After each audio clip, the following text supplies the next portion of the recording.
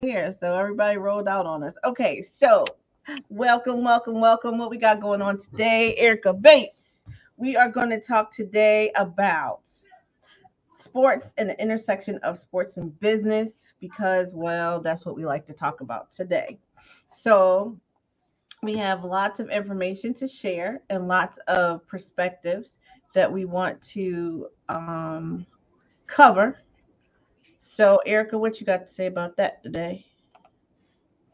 I'm interested to hear what everyone has to say about it because we do have lots. Well, yes, we do. We do. Okay, so let's talk. Let's set up the context of the situation.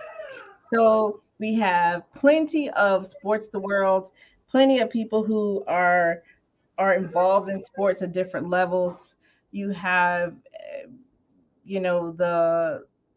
the children, even though they are now able to get NILs, but you still have them starting even small, like, elementary schools and all that. So we want to talk about just elementary schools and Pee Wee leagues and all those make money off the kids playing sports. Then you're going to move into, of course, middle school, high school. Of course, they do, but at what point? And then you have all these kids now making NIL money. And what does that look like? And also just the kind of business of sports and how it's affecting people daily. It's somebody's job. So it used to be Lavon's job. It used to be. And so then you have people in peripherals like me, so like we help support people to stay on their job. And then you have the whole kind of the industry side of it, so you can talk about leagues, and then leagues, how they are impacted from everything from just ticket sales to um well, of course, that's my thing. My jam is injuries, right? So not that I want anybody to be injured, but helping people to recover from injuries. So there's a lot of pieces involved in there, and we want to be able to put some light on it, because the at the end of the day, the people who are able to participate in these events and participate in this information um, are they only have one body to give, right? They only have one body. Yeah, I did. Y'all, we doing our own tech today again. So they only have one body to give. We only have one time frame in which they can give it. So are they able to maximize their ability to partake in that situation? So we want to welcome Jason Hodge to the table from Master Your Media. Hey y'all, let me see if this is working. Okay, turn on the video. All right. Can you guys see? You guys, the reason why live is so different than I would say from production is because this will be cut out. You just get to see it real and True true. story. What really True happens. story. Mm. And it keeps on cutting my camera off, so I guess we'll just do the voice today. Okay, here we go. No, we Hey want to y'all. see your face. I was gonna say I can see you. South Carolina and There its weather is driving me nuts. The schizophrenia of it all is making me crazy. One minute it's Weather is hot, one minute it's schizophrenia. cold. So what you got to say you about the situation so far, Jason? What I missed the opening talk, tech talk or what have you. But for the business of sports, or have we already jumped into that part, or are we just still doing Yes. introductions? No, we talk about the business of Okay, sports. well, yeah, you know what? I'm actually looking forward to this conversation because I think that when it comes to any industry, and sports being definitely an industry and it's a business, you have to look at how do you leverage it. What does it look like in order to be on the back end of that business so that you're not just the talent that has a very limited window, but you are positioning yourself as you are the talent in order to be able to take advantage of what happens afterwards. I like to look at like Shaquille O'Neal. Okay, Shaq, extreme businessman. owns quite a few things, brands, stuff that you don't even realize that he owns. And I think that he was very wise in getting the type of coaching and counseling that he did in order to get into tech and all other things that he's into right now. Because what he Mm-hmm. did was he leveraged his celebrity, leveraged his resources while he had it coming in. And now it doesn't matter. He never has to work another day in his life if he so chooses not to. And so I think that that is a smart way to handle your business. Take advantage of what you've got. I tell my boys right now, I'm raising teenagers, be men, and I tell them right now, you are cute. You're cute. You're innovative. You're brilliant. Take advantage of that because people will open a lot of doors for your cuteness. And when the cuteness no longer applies, you have relationships that you built while you were cute. So go ahead, do that now. Start whatever business venture that you want to. Of them to look at you as enterprising young men, and then parlay that, grow that, and and then you don't have to worry when you get older to how am I going to now not only make ends meet but thrive in the life that I want to thrive in. So I think that same applies here. They are, leveraging their celebrity in order to do some things. Except for the conversation. Glad to be here. Yay! Well, I am glad you're here because you always add such dimension to conversations, and I am super excited about you being here. The I don't know what happened to everybody else. I don't know where they went to, but anyway. But I, I don't know. Erica, text everybody like what happened. I don't know if you Darren's lost. here. Lavon's here. Oh, Doc. Okay, Doc I raised his don't know hand. where Doc is. I don't There you see go. him. He's right there. He just raised his hand. Oh, okay. Yay, Doc. I don't. Is Jeremy acting crazy today? You know, I don't want to say it, but they're treating Go ahead, then. siblings a little funny. Well, you might as well as part of the day. Hey, Lamont. Mm. Hello. Okay, Finally, so finally let back. me. You what? I said I'm finally It was back. weather in my connection. Oh, okay. Welcome back. I said I wasn't sure if it was the weather in my connection. The weather in the world can be anything, and Hey, depending Lavon. on what server they're using today, it can be anything and what server we got connected to. So we go and just accept it as it is and keep it pushing. But so Jason, can you tell everybody who you are? Because I know people are like they're like, who is that? I'm like, so I know y'all can read what it says, but let him explain what that is. As I stuff my face. My Jason Hodge, aka the J, and I am the producer, the publisher, the founder of Mastering Your Media, the series. And what we do is we interview the who's who's, but the stories of success. What is their pathway to success? Main reason is because what we found is that there's always the story of what happens once the person arrives, but too often we don't hear the journey that takes them to that success. And we believe that by sharing the whole story, that the listener will be able to resonate with that and say, you know what, I can take something away from that I've just heard, glean from it, and then I can find my story in that as well. And it should be an encouragement so that every time the person runs into that brick wall, which we all do when we're into success, they know that it's not that they're doing wrong, it's something that they're doing right. I'm a media architect, and so I help my clients tell their stories better on and offline in order to community better. All right, so that's me, Jason Hodge. All right, you guys, what I love so much about Jason's show is that it is you like he says it usually only tells like one side, like if you go to Good Morning America or wherever they only tell you that little snippet for the few seconds of the person's success. It doesn't give you an opportunity to say, there is no such thing as an overnight success. That does not exist, because you have to be prepared. You have to be you have to know your craft.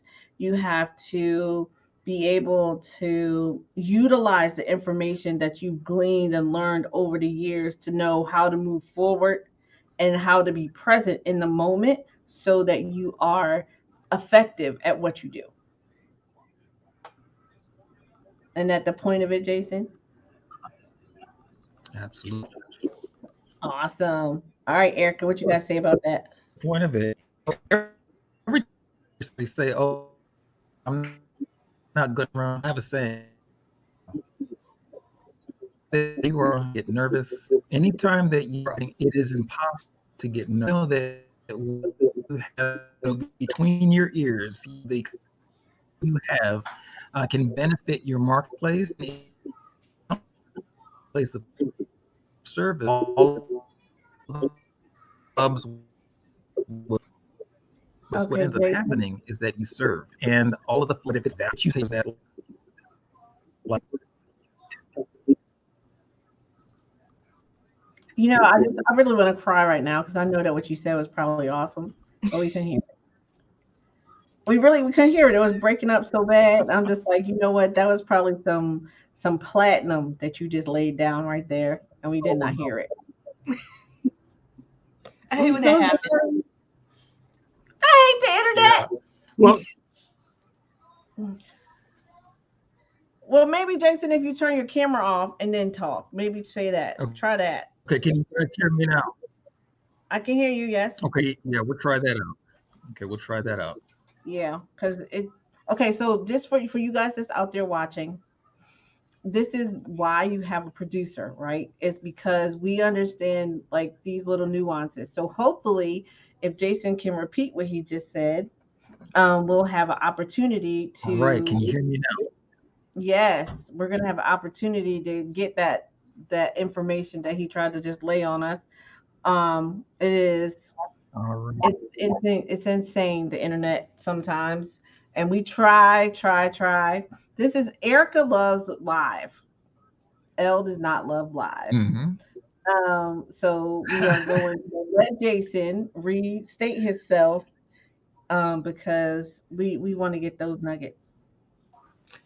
Yeah, no Elle, worries. before you do that, I want to let you know that Doc is trying to come on stage, but it's not happening.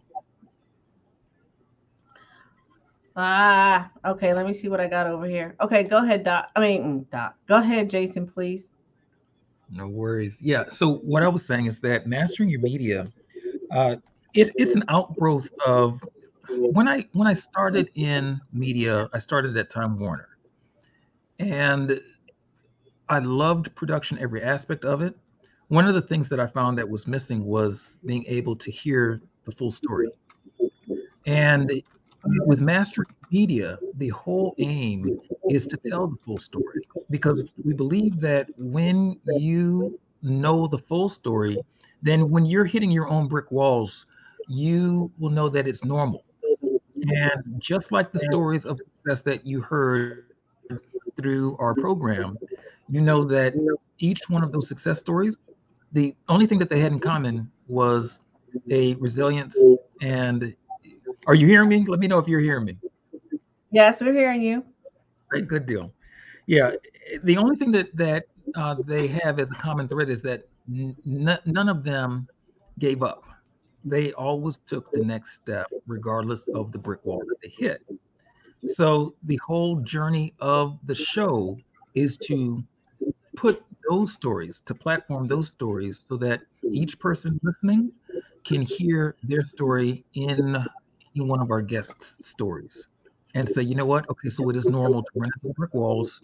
All I have to do is surround myself with the right network, take the next steps, continue to seek for help, continue to take the next steps. And I'm going to reiterate, continue to take the next steps, because on the other side of that next step, even if it's imperfect, I am one step further ahead than I was if I stopped. And so we have the saying in the show is done is better than perfect. It's not a unique statement, but it is one that we have used to get our show on the radio networks. We're on the two largest radio networks globally. We have out the gate 150,000 listeners the first time out, and it's grown since then. We topped out at 350,000 listeners. And it's because we just keep on taking the next step, telling the stories. So we would like to encourage people to do that, no matter what. That's right. That is awesome. So, you guys have to. So, oh, okay. So, Jason, put the link in the chat so Erica can copy it, and we're gonna put it on the live stream. Okay. Now, I okay. So everybody who knows me personally, okay. So let me just tell you, if you want to come into this room, you need to go to my personal page. I posted a link in there so you can be part of the audience inside of here. So, because it's a better experience in on this side than it is live. Okay, so our next guest is Levon Kirkland. Levon, would you like to explain who you are? Can you guys hear me first and Yes, foremost? we Yep, Okay. we can. can hear you. Yeah. Levon has an awesome voice, y'all, right? My name is Levi So do. Kirkland. I am a former NFL player. Played for 11 seasons, 9 seasons with Pittsburgh, one with Seattle, and one with Philly.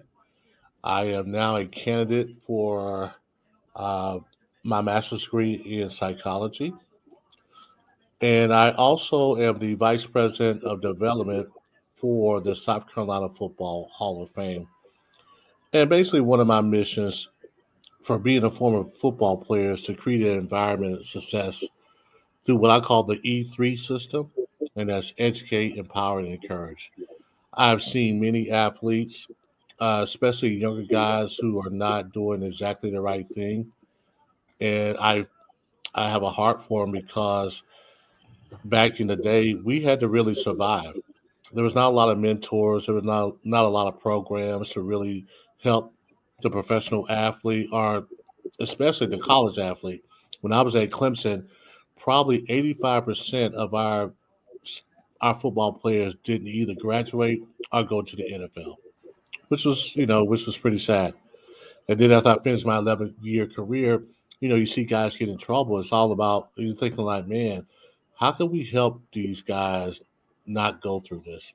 So I've made a personal mission of mine to educate, empower, and encourage. Simply get out there, and we start with the junior high kids, and we try to give them the life lessons that I think football really gives, those soft skills, and we try to implement it into their lives and try to be a partner with their parents. And I feel like we start there, then our community will get better, our state will get better, and we'll have more successful people. My model is from my mother. You got to take care of the young so they can take care of you.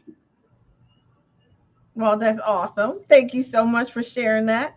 I think that what the South Carolina Hall of Fame and Oh, you got Levon to put football. Can't the say just South Hall of Carolina Fame. Football Hall of Fame. I'm so Yes, sorry. because I there's always do two. that. I forget that every time. But There's you a have to put South that Carolina link in there. football. There's a South South Carolina Football Carolina Hall. Hall of Fame, and there's a Oh, there South is one. Carolina Football Hall of Fame. Okay, got it. South Carolina Football Hall of Fame. So sorry. South Hmm. Carolina Football. So sorry. Okay, so we'll put that link in the chat. There's also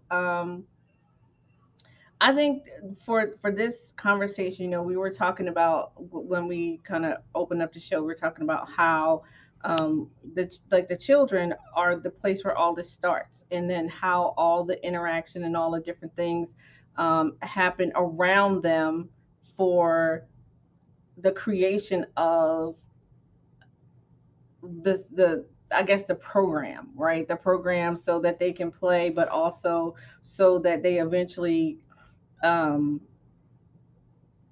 I don't want to say that they like that they're making money for the school, but they're bringing attention, they're bringing, whatever to the school. I don't know how that financially works, but there has to be some reason, right? So we want to make sure that the children are are well taken care of into the future versus just being dropped because they were jocks.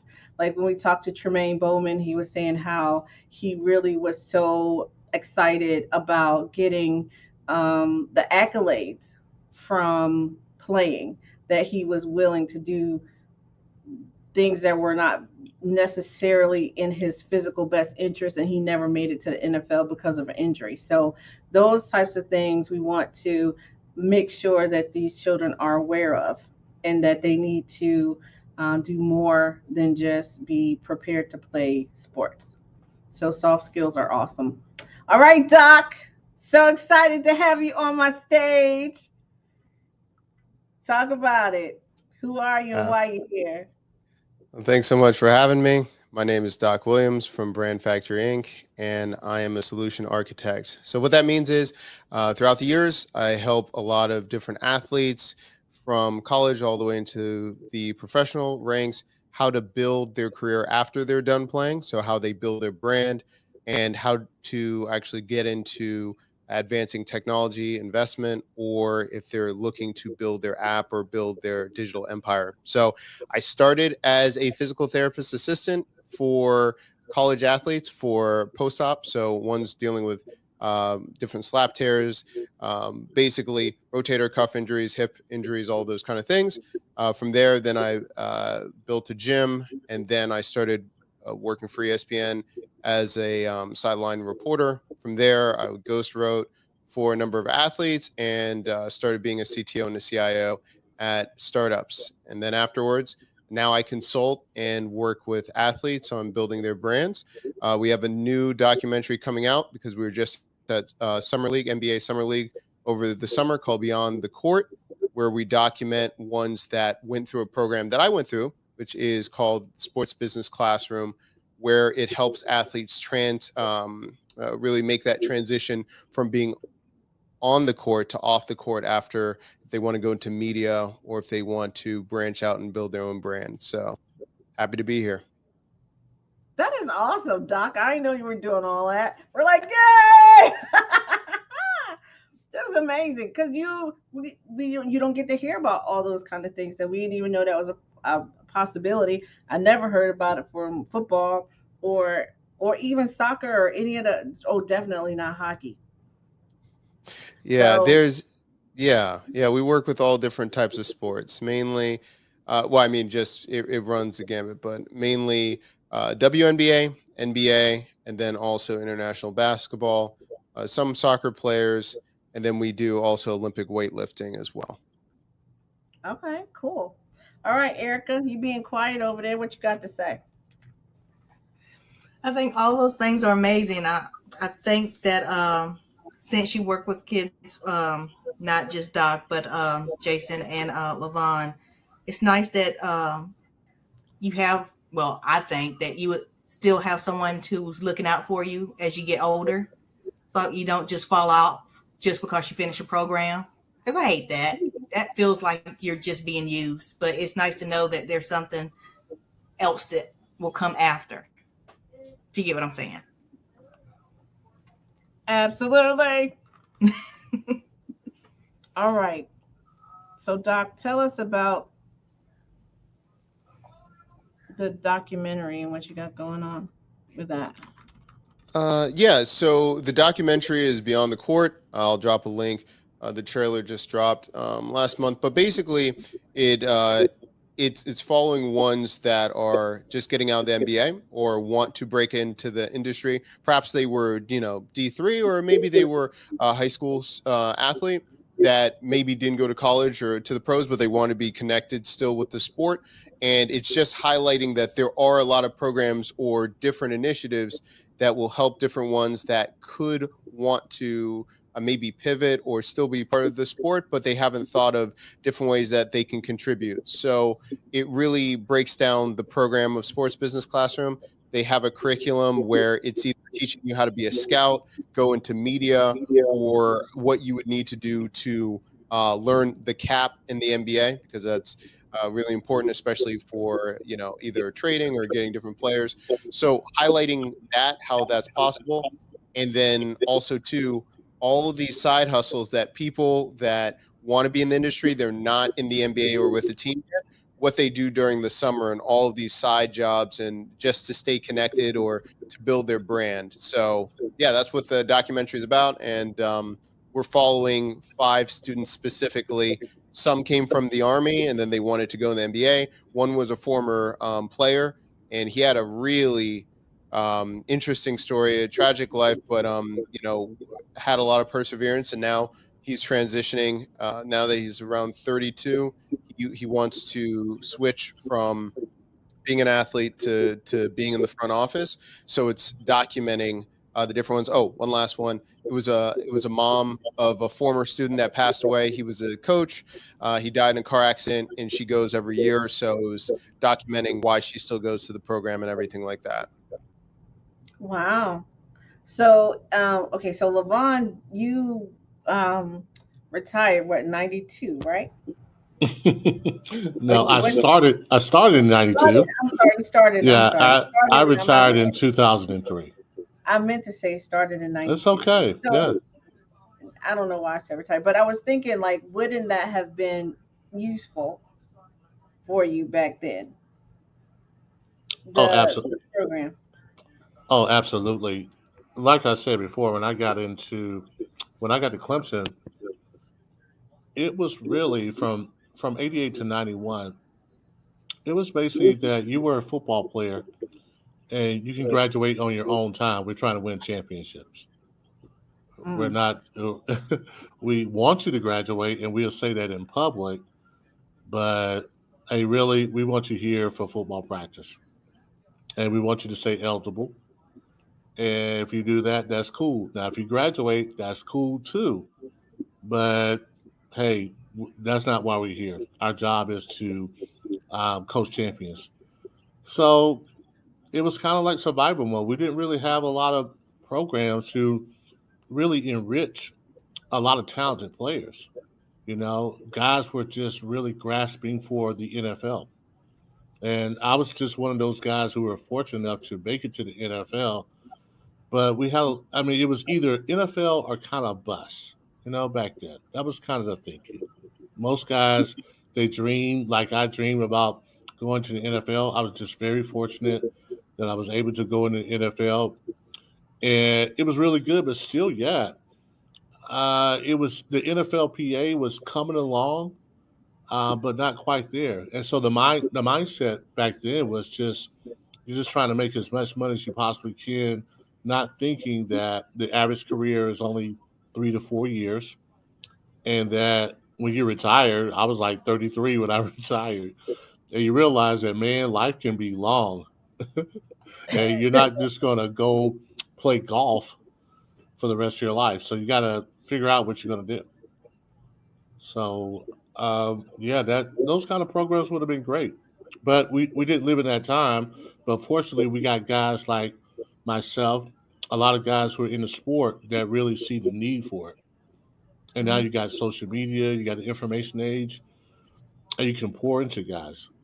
So that's what we try to do. I do camps as well, rival camps, and I like doing those camps, but I'll be kind of honest with you guys. I really think we got too many, well, physical camps where we're showing guys how to run and jump and go through hoops, but we're not really showing them those little life skills, those soft skills that I really believe that needs to be more out in the upfront than, showing a guy how to run through some hoops.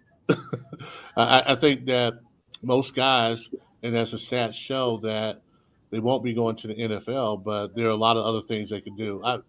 You won't believe how many guys that caught me on social media, and they're like 25 years old, asking me how could they get into the NFL, how they can be a player. And I'm like, man, if they haven't seen you yet, they may not see you. And that's just kind of how it goes. And you try to say, like, hey, there are other things you can do in the NFL, but you got to start somewhere. But I have guys that still want to play, and they're a whole grown man. It's like, man, you should have thought of that probably when you were like 11 years old. But you got guys that are just that delusional. But, you don't want to shoot down people's dreams. But I think that's why I do what I do, because even as a successful football player, I want to pour into others and talk about what else they can do. Just really get their mindset and their vision on the right things. That's amazing. All Thank right, you. Jay, what you got to say about that thing?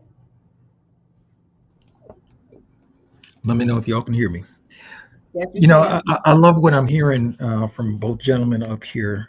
And it is important to go beyond just the profession itself, because ultimately, and Erica said something earlier, and that is like when you just have folks who are plugged into you and there's nothing that happens on the other side of that, it's more like you feel like you've been used.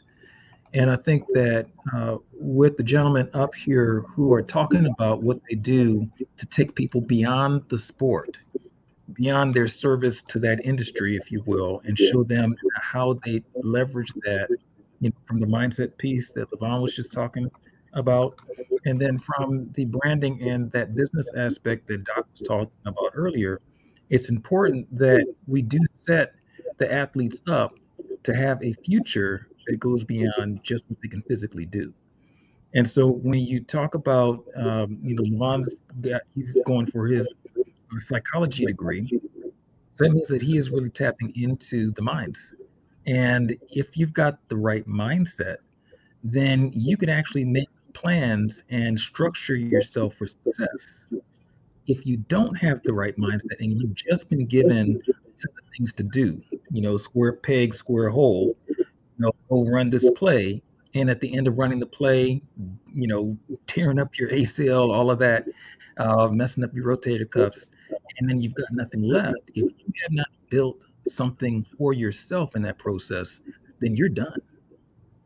So I like to hear that there are folks who are taking that into consideration. It's like, let's not get you done. Let's get you just begun. At the time that you retire from this profession right here, now the real work comes into play. You've got influence, you've got a platform, you've structured things before you exited.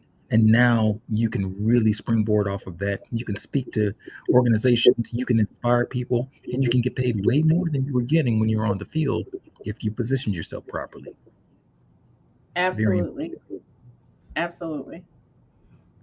Uh, Go There ahead. should be a course on positioning yourself. You Mhm. know, it's one thing to say there's a brand for you or you're branding yourself. There should be something where you can say, hey, I'm on the top tier of the run in your mind for this section here. Uh, there's just Yes, something about positioning. Mhm. absolutely. Yeah, and Also, you What a know, lot. this is go ahead, Jason. no, I was going to say this is kind of like the equivalent of what I do with repurposing content. They are repurposing the athlete, Yes, and they are breaking down. You know, I have a thing that I call mining your business. I've taught it for years and years, back in Periscope days. And it is where you really just drill into your resources. Who are you as an asset? And what are some of the nuances that you may not have necessarily mobilized, but they are at your disposal? A lot of times we don't take the time to really think ourselves through. And when we don't do that, we don't realize the amount of value that we actually bring to the table and how that value can be repurposed or redistributed, you know, repackaged in order to speak to the needs of various marketplaces. You know, one of my mentors, Joyce Bell Edelbrock, she used to take an article, and that article may see 20 to 40 publications, and she was Mm-hmm. getting paid on each and every one of those publications. And it wasn't new information, it was just a new vantage point for that information. And so when you look at these athletes and you say, okay, so now let's really kind of boil everything down. What do you have at your disposal? You have your influence, you have your intellect, you have your experience. You also have endorsement ability.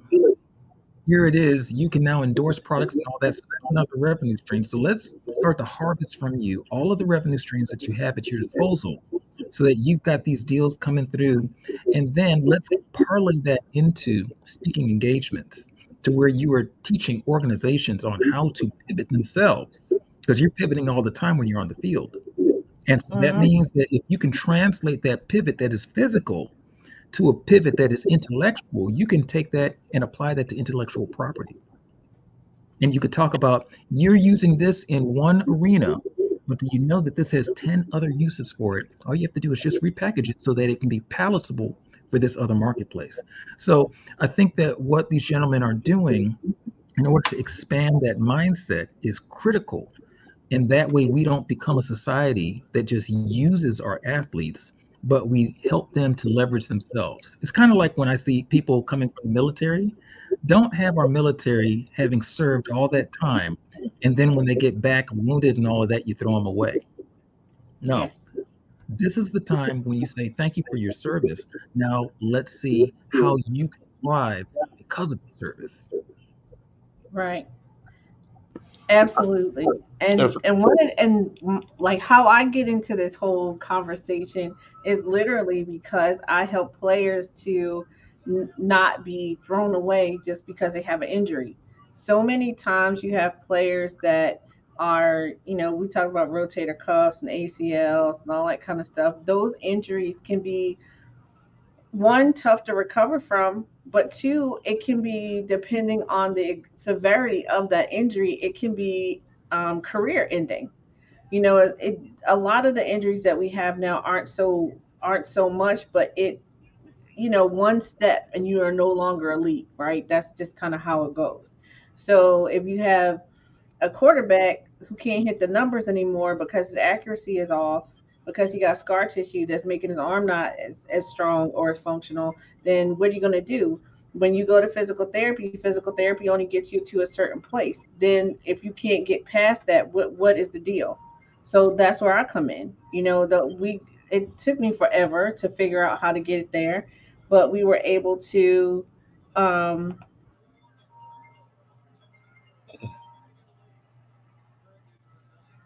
She disappeared. I'm here. Okay. Appearance. Erica, can you add Darren to the stage because it's saying something? Is he got his hand raised, but I can't do it. Yeah, I tried to. All right, here, maybe I can do it. Okay, sorry, y'all. Live production. So anyway, so essentially, what the reason why, even like, okay, so you got okay, so how you guys out in the world?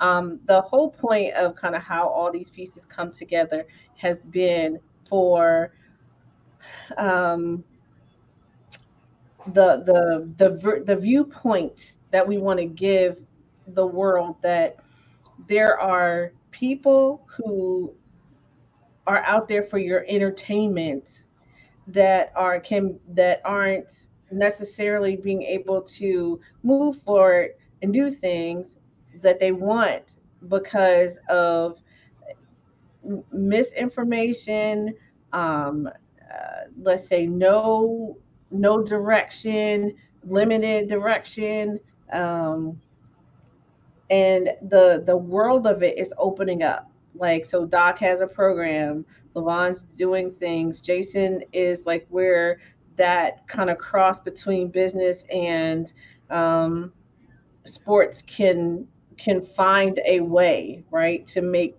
have a person make a way out of um, the destitution that can come if you don't, manage your money properly. Because there's no way that a person, you can make $1 million a year, and after 5 years you're broke again because you didn't have the tools and the wherewithal to be able to move forward in a way that allows you to prepare for your future. So one of the things that we learned from Master Your Recovery Virtual Summit series that we did is that there are so many people that are there are players, okay, not just football, but there are players who played professionally for X amount of years and are now embarrassed to tell the world that they were professional players because everybody thinks that they are sitting on top of golden eggs, and they're not. They're working regular jobs and doing regular things. And it's not fair to make the assessment of their lives and their what they gave for a sport to to now just say, okay, well, you have to live in pain for forever, or just because um, the you thought you were getting the top care. There's all these things out here, and I just talked to a pro NBA player who everybody in the world probably knows. And what I was told was that they were getting the best of the best treatment for the issues that they're having. And I'm like, well, you can't possibly be getting the best of the best treatment if you're still hurting and I'm telling you that I can fix it, right? So it is unusual for someone to be able to help people like Doc helps people to make that transition, or to be able to get out of pain for an extended forever. Like, it doesn't come back. It's not like it's just making it feel better today. We actually correct the issue. So there are the change that is happening within the sports world, the military world. I think all these different kind of areas where we sacrifice our bodies for the betterment of others, that we no longer have to then turn our back on them and say, oh well, you're no good. I have never publicly said this, and it's gonna, I know that it's gonna be something, it's gonna be an issue, but I'm gonna say it because I have done it multiple times now. Like CTE, we all saw concussion, we all saw what happens and why it's like it is. So I figured out a way to help people who have concussions to actually recover from them fully. It's one of those things that it's simple, but it's effective. And it's going to be, it makes me nervous because I'm the only one who figured it out, but it's just kind of, it happened to me. So what I'm hoping that you guys get from watching this is that you don't have to accept the narrative that is not valuable to you. You have the right to make decisions that really bring yourself to the forefront so that you aren't left behind. Hey, El, could I say something that's kind of, I think it's real. I think it was kind of funny, but it's kind of real. When the concussion first came out, I think a lot of players were really actually afraid to see concussion.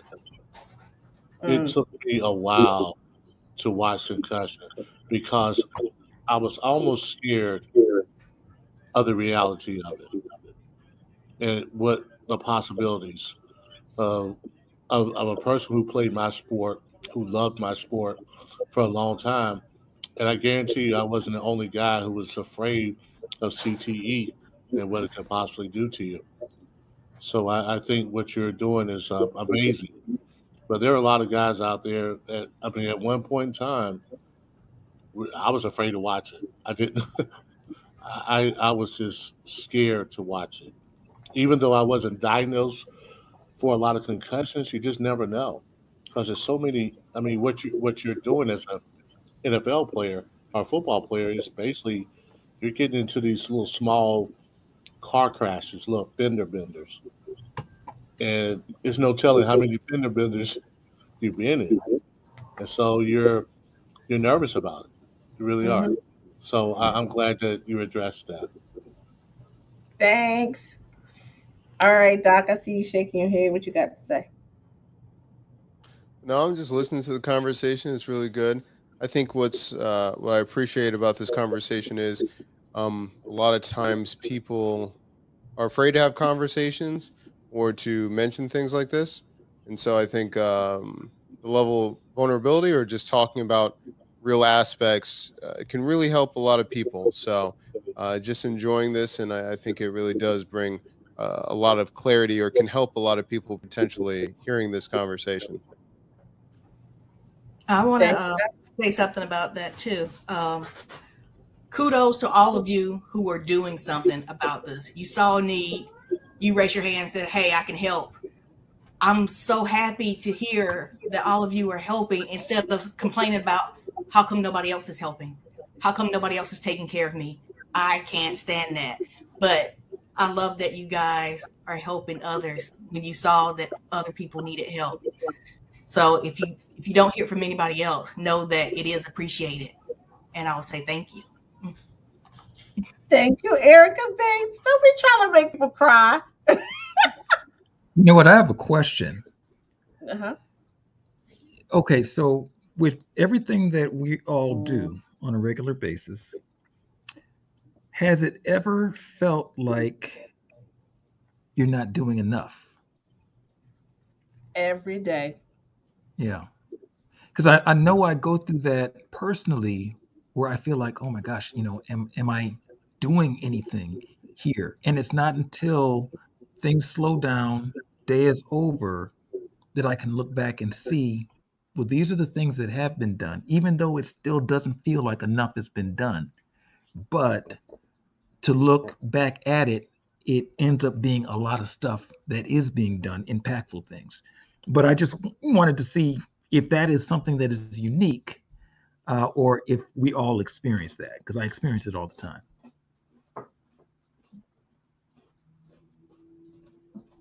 Go ahead, Levon. Got anything?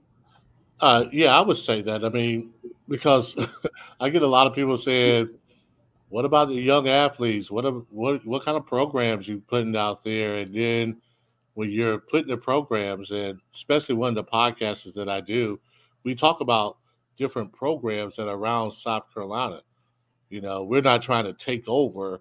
We're basically highlighting a lot of programs, and you know, you get a minimum response, and then somebody puts up something about some nonsense, and they got like a million followers, and and if you're not careful, that can bother you. Yeah. So no, you just have to keep going and understanding that this is God's work, and Mhm. it's bigger than I think a lot of times we work in revival kind of system where we Mhm. go, we say hallelujah for like a week, and then 2 weeks you kind of lose it. Right. So I feel that this is something that has to carry on. If I have a student that he's a part of the family, and I want this to be for the rest of his life, Mhm. so he has a resource and a network that he can turn to for the rest of his life. I don't want to be like, hey, look at us, you know, Mhm. hallelujah, praise the Lord, and then I'll see y'all next year. See you later. You won't hear from Right. me. So yeah, I feel that it's important work. I feel like uh, it's just driven purpose kind of work, and you Mhm. just got to keep going and understand that you're going to affect a lot of lives, and that's how I feel. Yeah. And you know, I L knows this about me. I don't know. I got my name on the stadium at Clemson University. There's no way that I could just sit back and not do anything if Right. I got that kind of notoriety. Where at one point in time, my father couldn't walk through the front door, and now my name is on a stadium like Clemson Mhm. Memorial Stadium. Mhm. That I need to do my part. Right. That's good. How about you, Doc? Um, I think it's ebb and flows. I think it just depends on the day. It's you you just cannot do everything. You just cannot do Mhm. everything. So, Mhm. and I think sometimes it can be overwhelming to see what could still be accomplished or needs to be accomplished, and then what other people are doing. I think it's um, focusing on what needs to be done and what you can control, and then also Mhm. too uh, self. I'm really big on weekly just assessment. How are you feeling? How do you feel accomplished? What's going on? How are you affecting people? And if that's good enough and you feel satisfied, like it's been a good week, and then just see if you can make some tweaks and continue to go from there. There's a book I believe called Story Worthy. It's based off of one of the guys that did The Moth. So it's a style of telling stories and how you Mhm. can articulate yourself. And there was a activity that he encouraged everyone to do every day. Just write down a memorable story or some way that you impacted someone, or just to keep track. Because if you don't, if you only look at the high points of accolades or what's going on, you miss all of those nuances to connect with people and how you touch people's lives. So I've been affected by that book of just trying to take daily notes and weekly review. And if I can help people and I feel good and I've impacted people, that's all that matters. That's Doc, good. you need a t-shirt that says impactful, because you definitely are. Doc is the kind of guy who says, hey, you think this is hard? I got a timer here. Do it in 5 minutes. And you do it. And you're like all shocked and surprised that you could actually do it within 5 minutes. Not kidding. An actual timer with a 5-minute limit. You can get it done in less than that. Nice. He's amazing. Jason, Levon, Doc, and Elle, none of you have no clue what procrastination is. I don't think any of you have ever put down something and walked away and went and watched Netflix. Levon, I just met you digitally maybe about a week ago. I don't see procrastination anywhere on you. I think you guys get a lot done in very little time. I want to be like that. You are like that. Erica get a lot done, y'all. Don't let her fool you. Darren, we want to introduce Darren Basinger. Come in. Introduce yourself, sir. If you can, you got some audio.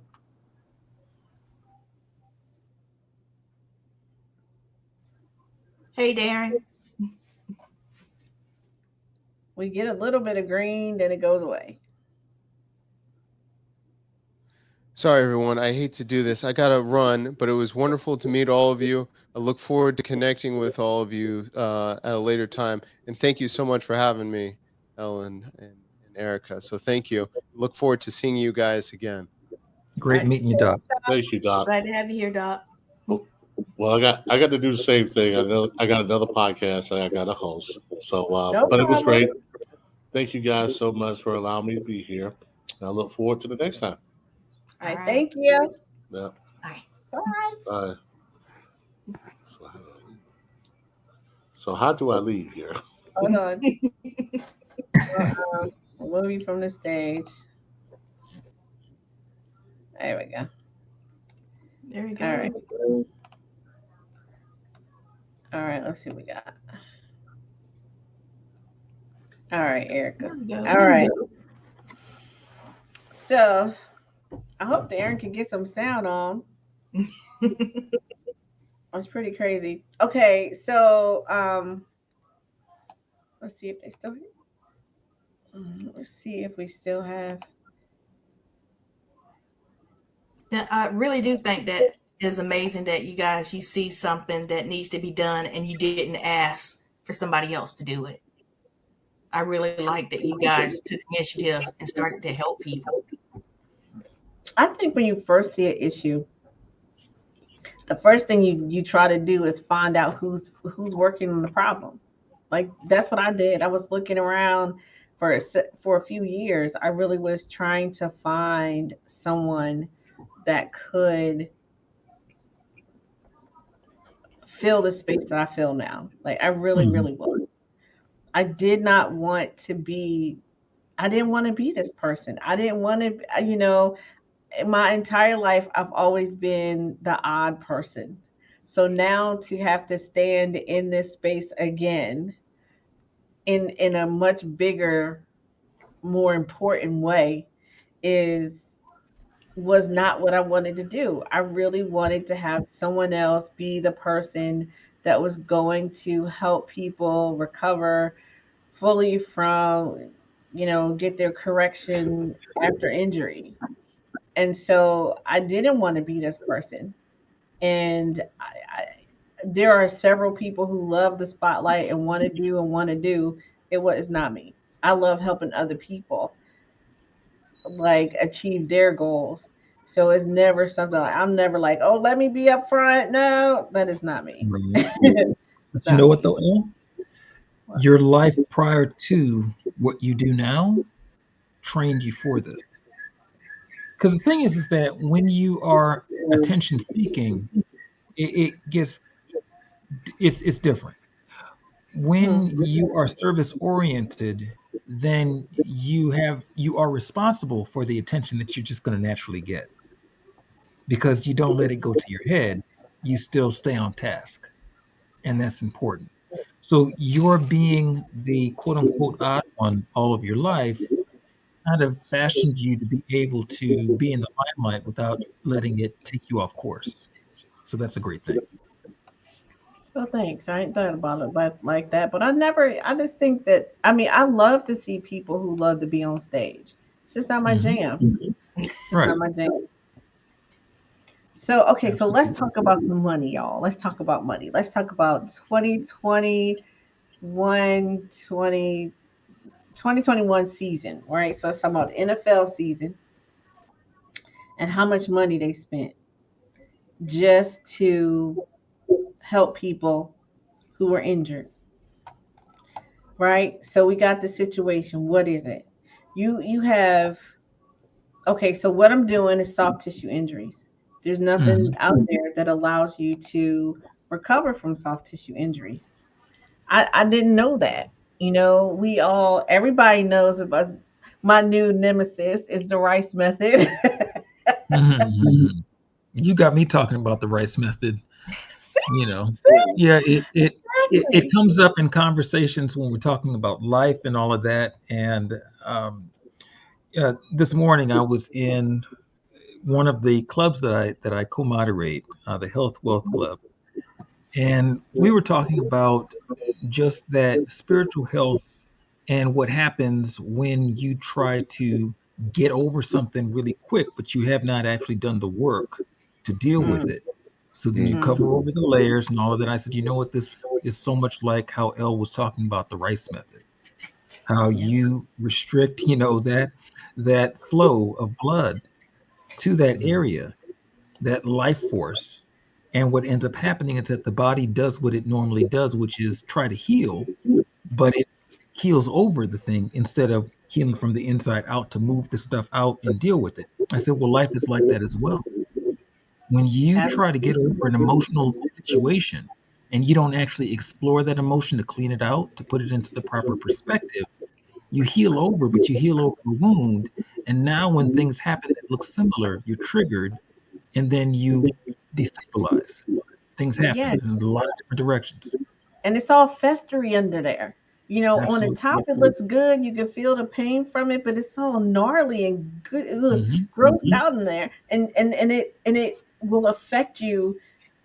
It might okay. So take it. Say you got a thigh injury, right? And Hmm. it's all healed over, but it's not underneath. That's going to affect your foot, your back, your shoulder, your everything. You know, Everything. and And okay, your psyche. so you got to think about this thing. All those, and I know this is so crazy, but you have to think how injuries on extremities of your body affects your sex life. People don't realize how come by the time you're 50 or so, why your junk don't work anymore, why you don't have no more, and it's because your body is not able to send enough blood to that area, right? Because it is it's not capable because it's trying to maintain all those old injuries that you have. Hmm. That's really good. And I mean, that applies to so many areas of life. Anything Yeah. that is not dealt with, there's a certain amount of energy that is going to go towards that area. Hmm. If it's your finances, same thing. If it's your Hmm. relationships, same thing. If it's your business, same thing. Everything is impacted by everything. And so I think what happens is that we try to get over it with actually dealing with it. And then we run into folks who say, get over it, man up, whatever that is. And what ends up happening is that you do some patchwork job and things don't work quite well. You don't get in the right kind of deals in the right way. You don't have the right kind of conversations when you are Yeah, dealing with folks. So then that ends up festering. And then down the road, you end up running into that pitfall of the brick wall. And think absolutely. about it from this standpoint. when you have a person, bringing it back to sports, you have a child who gets recruited, and that child has not been dealt with from the standpoint of mindset. And Mhm. there's a deficit, an inherent deficit. The first thing that happens is they have a lot of money that comes their direction when they get that deal. And then because of that inherent deficit, because they never came into the game as a whole person, they try to fill that void of emptiness by all the bling, all of the flashiness, all of the Mhm. people, all of the celebrity. And they spend up all their money, and then they're destitute. And they don't have people who understand that about them, because they're people who are there to harvest from them. They see a talent and they look at it as a number, a talent, a dollar sign. And so they bring the talent out of maybe a bleak situation, give them the dream of the NFL, the NBA, whatever that is. Um, and what ends up happening is that becomes the bread and butter, and they become slave to the celebrity. And then that celebrity that they have, when they are no longer the celebrity because of injuries, because of poor business decisions or whatever, that the mindset could not maintain them in, then they sink into depression. Mm. And then it's a downward spiral from there. What we need is to have people who are there to help with that development. From the time that they are even scouted, there should be somebody in their corner helping to navigate that, helping to give them the next steps so they don't end up getting caught up. I Right. know you're going to get tempted to spend this money in this way. You're going to get tempted in order to now support your whole community, because people saw you grow up, and now you're going to have folks with their hand out, and you need to understand how to properly assign those dollars and those resources so that you don't even get tempted to reach into it. Assign them before they start coming in. How much Mm. percentage is going to this bank account? How much percentage of your time and energy is going here? What initiatives do you care about? And if you're not there yet to where you've developed to the point where you care about any initiatives, let's get to develop, because that's going to be important. And if for nothing else other than self-preservation, if you don't have something that you're pouring into, your career is going to be somewhat short, because the minute you have an injury, you don't have advocates because you weren't there for anybody. So let's talk about how you build community and build the life that you're going to live after the fact from now. There should be somebody who's a financial person in their corner, somebody who deals with insurance, wealth generation, somebody who deals with their physical person, the right type of medical intervention, health intervention. And there should be a mindset coach, somebody who can navigate that for them and question them and challenge them with those uncomfortable questions to stir that stuff up that's buried underneath the sealed over, or the healed, quote unquote, healed over areas. I wonder how many people ask them, okay, so you came up in this type of abject poverty. What was that like? And what were the things, the promises that you made to yourself during that time?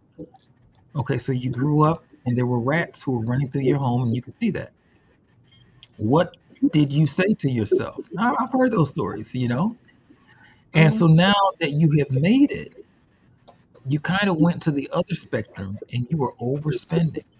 Okay, you want marble everything. You want this, that, and the other. But are you spending or investing? Is where you Right. have just placed those resources, is that resource working for you? Or is it just a thing that you look at because you feel an inherent deficit? You feel like you don't measure up. So you're always chasing that measuring up, and it cannot come from outside. So you could never spend your way into feeling like you're something. That is deep right there. You cannot spend your way into feeling like you're something or Hmm. being something. Yeah. Darren, can we hear you? Can you hear me? Yes, Yeah, fine. we can Yay, hear you you. made it. You made it to the Can you hear stage. We can hear you, Darren Basinger. me? All right, so Darren, tell us who you are and why you're on my All right. stage. Well, I'm here because of you, Elle. um, I get to work with Elle a lot, and it's rewarding and fun. And we got all sorts of things going on, including working with Elle and Lux Maverick. That was something that we started talking about over a year and a half ago now, and it's come a long way, and it's defined itself to where it is now. And I've just had a kick being here today, listening to the speakers, and all the passion pouring out around this entire topic.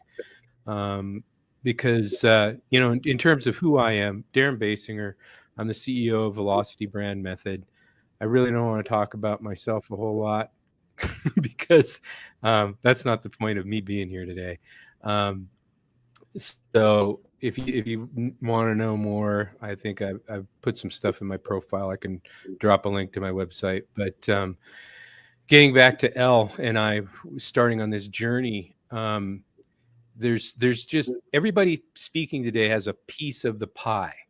And when I say pie, it's this whole pie of what we're trying to address, right? And each of us has our own special gift and how we can apply ourselves to addressing this thing. So I think, Jason, you said something that was pretty profound, which is, at the end of the day, how do you feel? Do you feel like you've done enough? No, never. I think Elle said that, or Erica, somebody said, no, never, never. I never feel like I've done enough, right? It doesn't matter whether it's a Sunday or a Friday night, any day during the week. And it's because there's so much to do. Now, how we feel about that, you can feel defeated or you can feel motivated. And it's really easy to feel defeated sometimes, right? But when you get into an environment like we're in today, and again, I'm humbled to be here, honored to be here, and listening to, I didn't know there were some people out there that were coming at this, this issue, because I think it's a pretty profound one, in terms of athletes, and the whole life cycle of the athlete, coming from, through all the way from Pee Wee League up to hopefully making the pros, and if not making the pros, there's still all of that gift there, all of that influence, not just impact their community, but impact the greater good.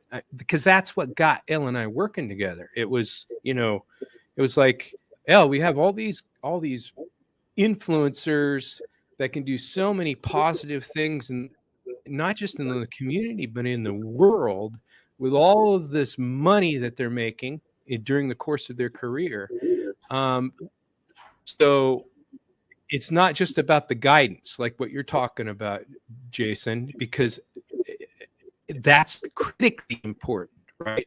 But the angle that I was coming at it with Elle was, let's extend their career. Let's help them get even more money out of it so they can do even bigger and better things, right?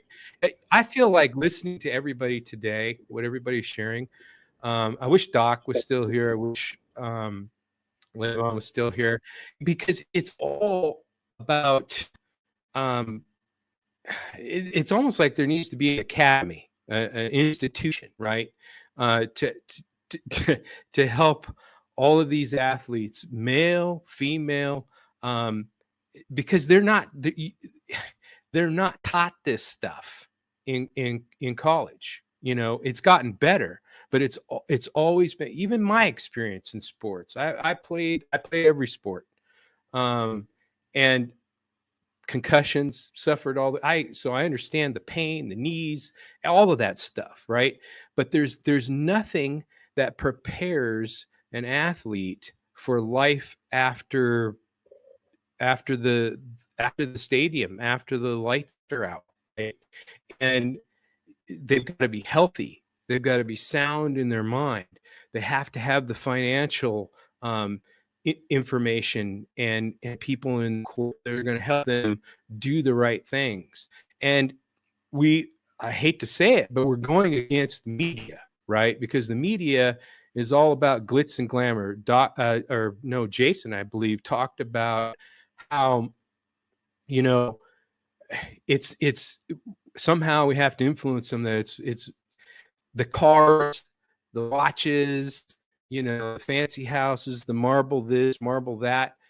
It's cool, but ultimately that's not the most important thing, and it certainly isn't going to serve them in retirement in terms of, because once the money stops, it stops. It doesn't mean that there aren't other avenues for it, right? Through different affiliations, right? There's still money to be made, but the big paydays for most athletes are done. And so it's all about how do you keep that wealth, and then what do you do with it, right? So Elle is, I'm working with Elle, and it's about Lux. It's about helping players get more money through their career, extend their careers, and innovative ways of doing that. And it's really cool to be able to work with her on that. But as I'm listening to everybody talk, I'm seeing how all these pieces fit together, and it's really exciting. It's exciting to be here. I'm jazzed up. So, I'll keep talking, but I should probably stop now. Darren is awesome. Don't let him fool you. Everybody who makes it to my inner circle, they're amazing. It is, if you have seen all the people in this show and the last show that we did, I'm sure that there's several more to come. Are amazing people in their own right. Yes, Darren helps me, but Darren is an amazing marketer and an amazing, absolutely amazing, like my favorite copywriter. Like, I think I know people like my copy, but Darren's copy is pretty awesome. And so we have embarked on a journey, I think, on this conversation that is going to be something that will have to continue, because we know that there are people out there who have been lost or left in kind of lost in a loop, right? That loop, like I'm always talking about pain loops. So they have a pain loop that is not just physical. They're going to have a pain loop that is financial, that's economic, that's going to be social, that's going to be, I would say, familial, right? Because when you can't, when you are invited to say, what do you call that? They're sending you to a stadium to get some kind of accolade, right? Because at some point in your past you did a really great thing. And so they fly you out, they pay for your room, and they give you food, and they do this and they do that, right? Then you have to go home. And you are in a situation that is quite the opposite of what they try to portray about you. I used to when I used to be a celebrity makeup artist, I used to tell my starlets, like, look, don't believe your hype. You remember who you really are, and don't let them blow smoke, because if they do, you are the one who's going to pay for it. And it's a big deal. So you have these people. You dream of becoming an NFL star, but you don't, or NBA star, or a WNBA star, and then because it's what you love the sport, but you're not prepared for all the pieces that go along with what makes you the icon of that sport, right? So if there's nobody who's there to sew into you, or you missed the window, we talk about there's only a short window of time when you're actually able to play. Levon said originally it's like your average player is like 3 years, and I get that. But there's so that means that the window of time that allows you to make the transition from regular Joe to professional athlete, and then to take advantage of the opportunity, so that after you are no longer playing, that you have some future, or have some residual, or have something that's going to carry you, that's connected to, or not connected to the sport. You That window is really tiny. So if you only have 3 years to play, then that means you have what, 6 to 8 months to figure out how to make that transition from broke to money, and also keeping money for your future while you continue to play. Hmm. Does that make sense? Hmm. Yeah, it So does. Absolutely. so at what moment is do you miss that? Like, you could have a player who, I guess everybody kind of, I don't know if everybody knows, but Levon's story, where his wife was dying from lung cancer, Hmm. right? So even though he played for 12, was it 12 years or 11 years, it was like, okay, so if there wasn't somebody on, like, somebody in his life, or on his team, or whatever, that was looking out for him for his future, what would have happened? Hmm. You know, because how just be catching the flu. You're out from your job for a couple weeks, maybe a week or so. You go back to work. They done handed out promotions. You got skipped over because you weren't there. Right? That happens a lot, and it's all about timing, and everything is timing. Hmm. So how are these people able to navigate, and how do you have a safety net that allows you to, okay, if I have to take care of my life, because this is just my job, who is there to take care of me? Because for me, I'm always telling players, you have an opportunity. If you come into my space and you've been injured, you have a very small window where I am able to keep you from having to go into an extended um, recovery period. Right. So when I come in, I'm going to fix whatever's wrong with you, so that you don't have to spend 10 weeks to 6 months on injured reserve. If you spending that much time on injured reserve, in the way that things are happening right now, there's always somebody younger, somebody faster, somebody who's smarter at your job, that's going to come in and potentially take your job. And regardless of your contract, regardless of everything, you can still be on the roster, but you never get to play anymore, because somebody had to come in and take over for you after you got injured.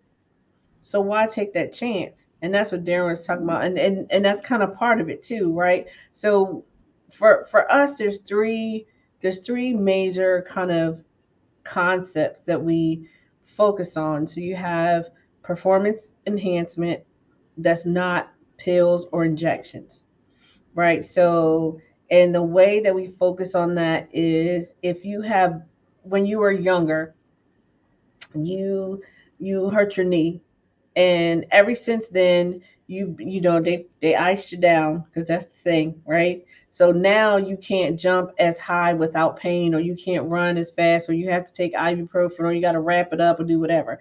Anything that you're doing that is helping you to play is also hindering your body from being able to meet its ultimate achievement levels, right? So that is it decreasing your eliteness. So if we can enhance your performance by eliminating those old injuries, then you can become even more elite. So we have a guy plays for a HBCU, had an old shoulder injury. At the time, he was maxing out at 250 bench press. We helped him. I think we talked about this last time, but after one treatment, he went to 290 within a week. And so that is one of the tests that they use because he's hoping to go into the NFL. So he has to be able to meet those physical requirements. So the fact that in a week he went to 290 after continuing to train and all that kind of stuff, who knows what his limit is going to be? But he won't have that hindrance. So that's how performance enhancement. And then you have players who are tenured and they're like Tom Brady. If Tom Brady came to see me, Tom Brady would be even more awesome than Tom Brady is right now, because he's had injuries his whole for years and years, right? And those injuries prohibit him from being his most elite. So by addressing those things, ta-da, he can go back at least 5 years, maybe more, depending on what's all going on. Even Cam Newton, I can get Cam Newton hitting those numbers instantly. So I think I love his personality. He's like so over the top.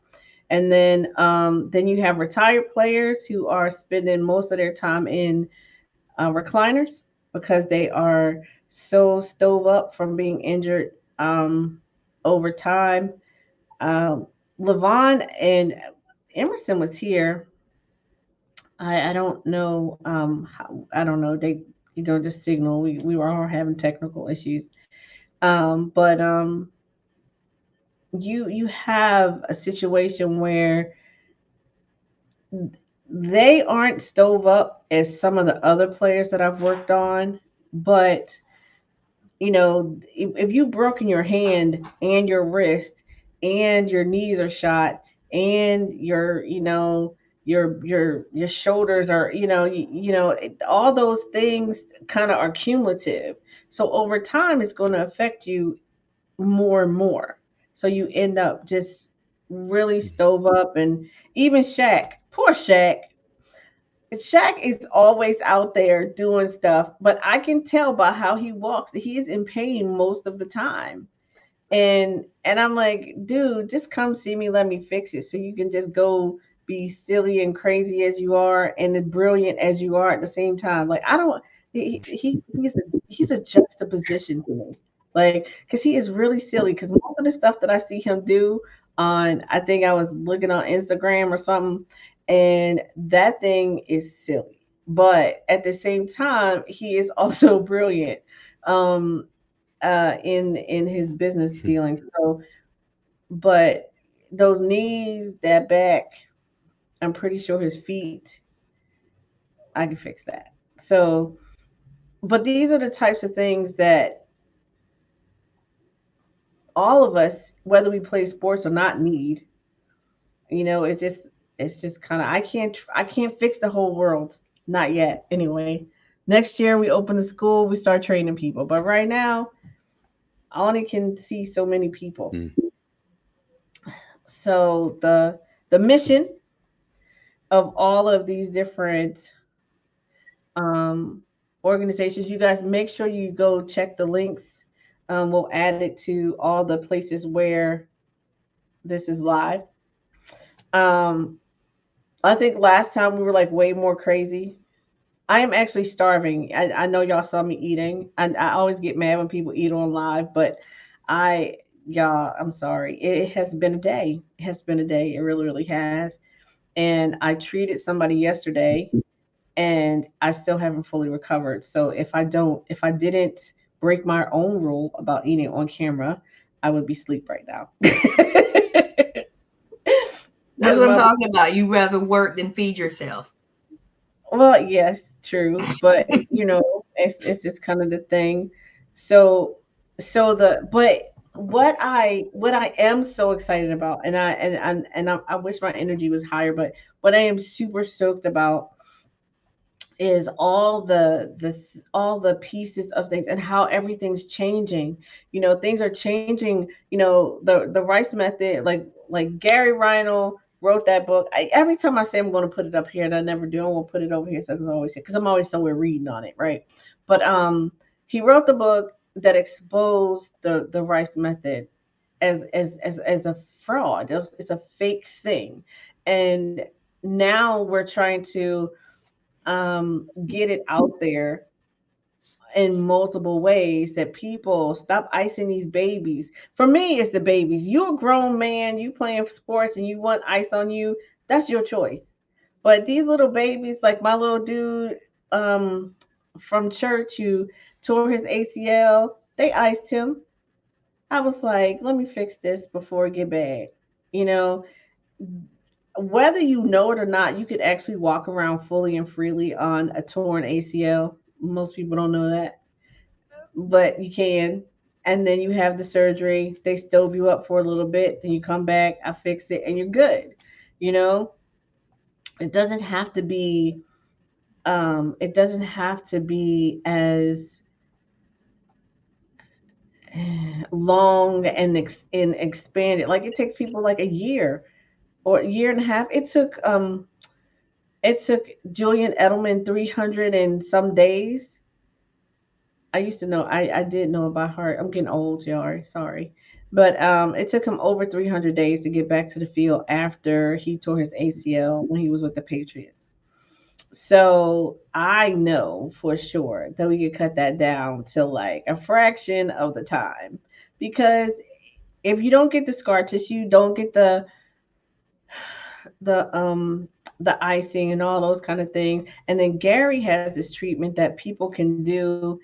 It's called X-Wave. I know he's gonna get tired of me talking about him, but he has a treatment where you can actually, I think they attach the machine, the equipment to your body after you have surgery, so you never actually form the scar tissue and all that kind of stuff, which is interesting. And I'm dying to find out more about it, but the thing about that is there's still too many people out there who've already had injuries and they've already iced it and they already need some recovery. And then we don't want people sitting on the sidelines talking about their toe hurt, finger hurt. Russell, I don't know what's his name. What's Sierra husband name, y'all? Wilson. Russell Wilson. Russell Wilson. When he hurt his finger, y'all, I was like, okay, I see it, it's bad, but give it a couple weeks and he should be better. They let him go back and play. And I'm like, dude, just had a pin in his finger. I know he can't bend it right. I mean, and then you see, then they were talking about last week, I think the Cowboys had their quarterback come back too early. And every time I see these people, I'm like, all you're doing is setting yourself up for another injury, right? It's better to not have that festering thing that Jason and I were talking about earlier, sitting all up under there, causing you problems for your future. So I feel, I always feel bad for people. Yes, sir. Exactly, El. Hey, let's just stay with Russell Wilson here for a second, right? He just signed a huge contract, right? And the reason he got that contract is, he came back early from his injury, and he had he was fairly accurate. I think on the Pro Bowl, some of the stuff that they had, the quarterbacks do, their accuracy throwing and that sort of thing, which is all fine and dandy, but nothing compares to actually being out on the field and performing under pressure. Well, now you're seeing the ramifications of him coming back early. That injury is still affecting him this year, and he has all that pressure of that contract over his head, and the team's not doing very well. Team's not doing well. Russell's not feeling good about himself. You think they're not talking about that at home? Because that's a star-studded couple there, right? All that stuff comes into play. So exactly, if he knew about you, and I'm sure there's influencers that are listening, could get a message to him. You can fix that. You could fix Yeah. that. And Well, Russell but you could know, he be had the other ones. Russell of old. Yes, but he also had other injuries. That it's just not the finger. It's like, and this is the thing that, okay, so this is the thing that I want people to understand and really get. I tried to talk about, I hit on this a little bit earlier, but think about this. The only thing that can heal the inside of your body is your blood. That's it, not another thing. If you only have, okay, so you have 100% of blood, you have 10 things that's wrong with you, you only have 10% of your blood theoretically that can go to each one of those injuries to keep them stable. But you got to remember, you got to have your heart, your brain, all those kind of things ought to be functioning too. So it's a lower amount of stuff, but just like keep it simple, right? So we got 10 things. Every time you fully recover, we're not talking about make it feel better, not trying to make it work like it used to, right? Fully recover from it.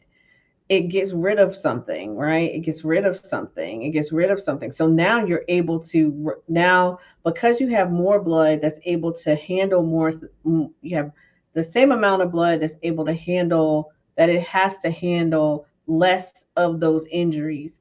It is able to keep your more oxygenated, is able to bring you more nutrients, is able to help those other things cope in a better way until you can heal the next thing and the next thing. And then once all those things are gone, you are really fully rejuvenated. Now you can run, jump, hop, skip like you could years ago without having to take ibuprofen, to tape yourself, to do all those little tedious things that you have to do while you're on the field to keep your injury from getting hurt more, right? There's all these things that's going on. So we have to kind of think differently about our bodies in relation to injury so that we can not only be elite athletes but be healthy old people. Y'all seen that old lady with the, I don't know, she like in her 70s or something, and she a bodybuilder? I was like, sugar, let me find out. Go ahead, Eric. Go ahead and say something. You on mute.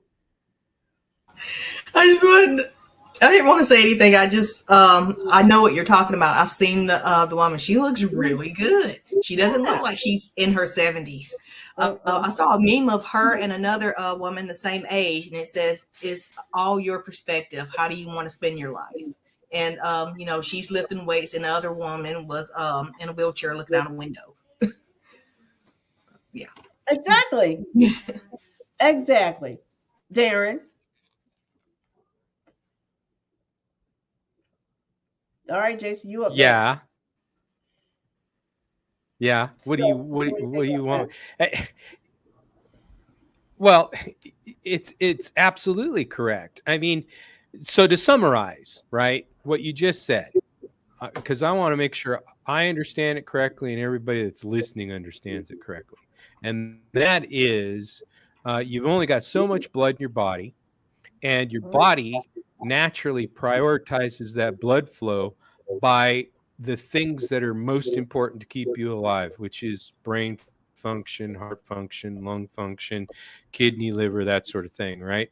So that gets into that 10 things that the blood can support in keeping the body alive and working optimally. All right. So you can only have a certain number of critical injuries in your body for the body to send blood flow to, outside of those things that are necessary to keep you alive. Right. So what that means is you can't have too many injuries at one time, or nagging injuries. That's where we get into those soft tissue injuries that just continue on and on. Otherwise, the body does not have the ability to heal itself properly. And that's where the scar tissue comes into play in a lot of respects. All right. Atrophy, age, those things all come into play. And so it becomes even more critically important to get the proper treatment.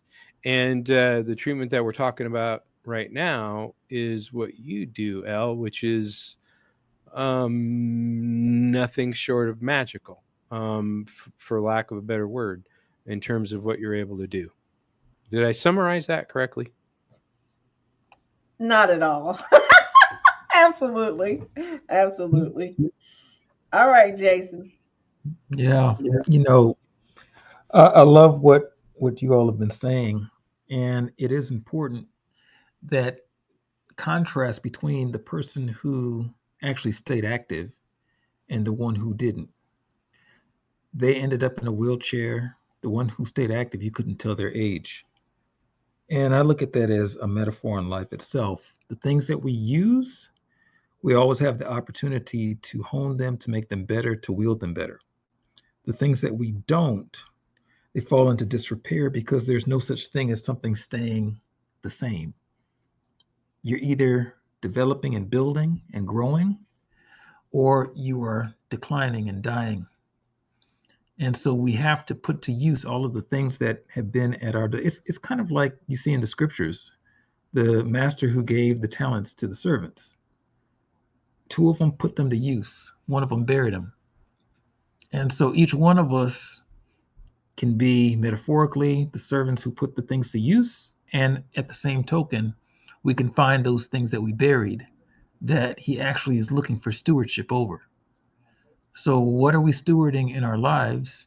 And then what plans can we put in place in order to make sure that we are fully maximizing everything that we've been given? Sometimes it's a matter of time. It's a matter of recognizing that there is something there and then seeing how you prioritize where to send that blood flow to. You know, I'm going to start here, and then over time, I'm going to continue to build. And if you need to, which we all do, it's about putting a team around us to build out those areas that we may not have the capacity to prioritize the time to build out right then and there, but they still need building out because we're stewards of those talents. You know what's funny about that story? That dude got fired from slavery. Mm-hmm. Yeah, that was one of my biggest takeaways from this story. I'm like, how do you get fired from slavery? But I want to make this. I think of this as a big deal. Every sperm cell doesn't make it to the egg. Every egg with a sperm cell doesn't make it to be human. Mm-hmm. No, everybody doesn't get to be human on Earth. Mm-hmm. So you made it here. This is your life. You have a vessel. You have control over it. Nobody can make you do anything you don't want to do. While you're here, make the most of it. You can literally almost do what you want. Mm-hmm. And can you imagine how much power we give to other people to govern our lives who did not have any hand in putting us here? Yeah. Yes. Yeah. I think I did I posted about that. Like, come on now. You gotta one of the things is that we are conditioned to believe, we are conditioned, we are trained, we are programmed to believe lies. And so those lies are designed to trap us into things that that we are supposed to do. Like, and that's what I think I posted about that today, the supposed tos. And the supposed to will keep you miserable. Like, one of the girls in a group that I belong to, she was like, it's really sad that I gotta work 5 days a week just to have 48 hours of freedom. I was like, you know what? I gave that lie up a long time ago. Because I don't do that. Mm-hmm. That's one of the things I was saying about you guys. All these people, I love LinkedIn. I saw so many posts about people complaining about what other people are not doing for them. And when I tell you that I love that you guys found a need and you were filling it yourselves, you didn't ask anybody, why aren't you doing this? Mm-hmm. That's amazing. So yes, Jason, you are doing a lot. Elle, you are doing a lot. Darren, you are doing a lot. So is Erica. So I know you guys don't think you do the most, but yes, you do. And so is Erica. So Well, does I'm looking Erica. forward to doing a lot more with all of you, to be honest. There's so much to do. And like I mentioned earlier, a forum like this that brings a whole bunch of people that are like-minded, and everybody has their own gift. There's so much networking that we can be doing for one another that will help, because it helps facilitate not only what we're doing but what other people are doing. Again, we all have a slice, we all have a piece of the pie, and if as long as we maintain the view of the big picture of what it is that we're trying to do, cumulatively with what we're doing, nobody loses. We all win. Everyone wins, and the world's a better place for it. Absolutely. Absolutely. I am so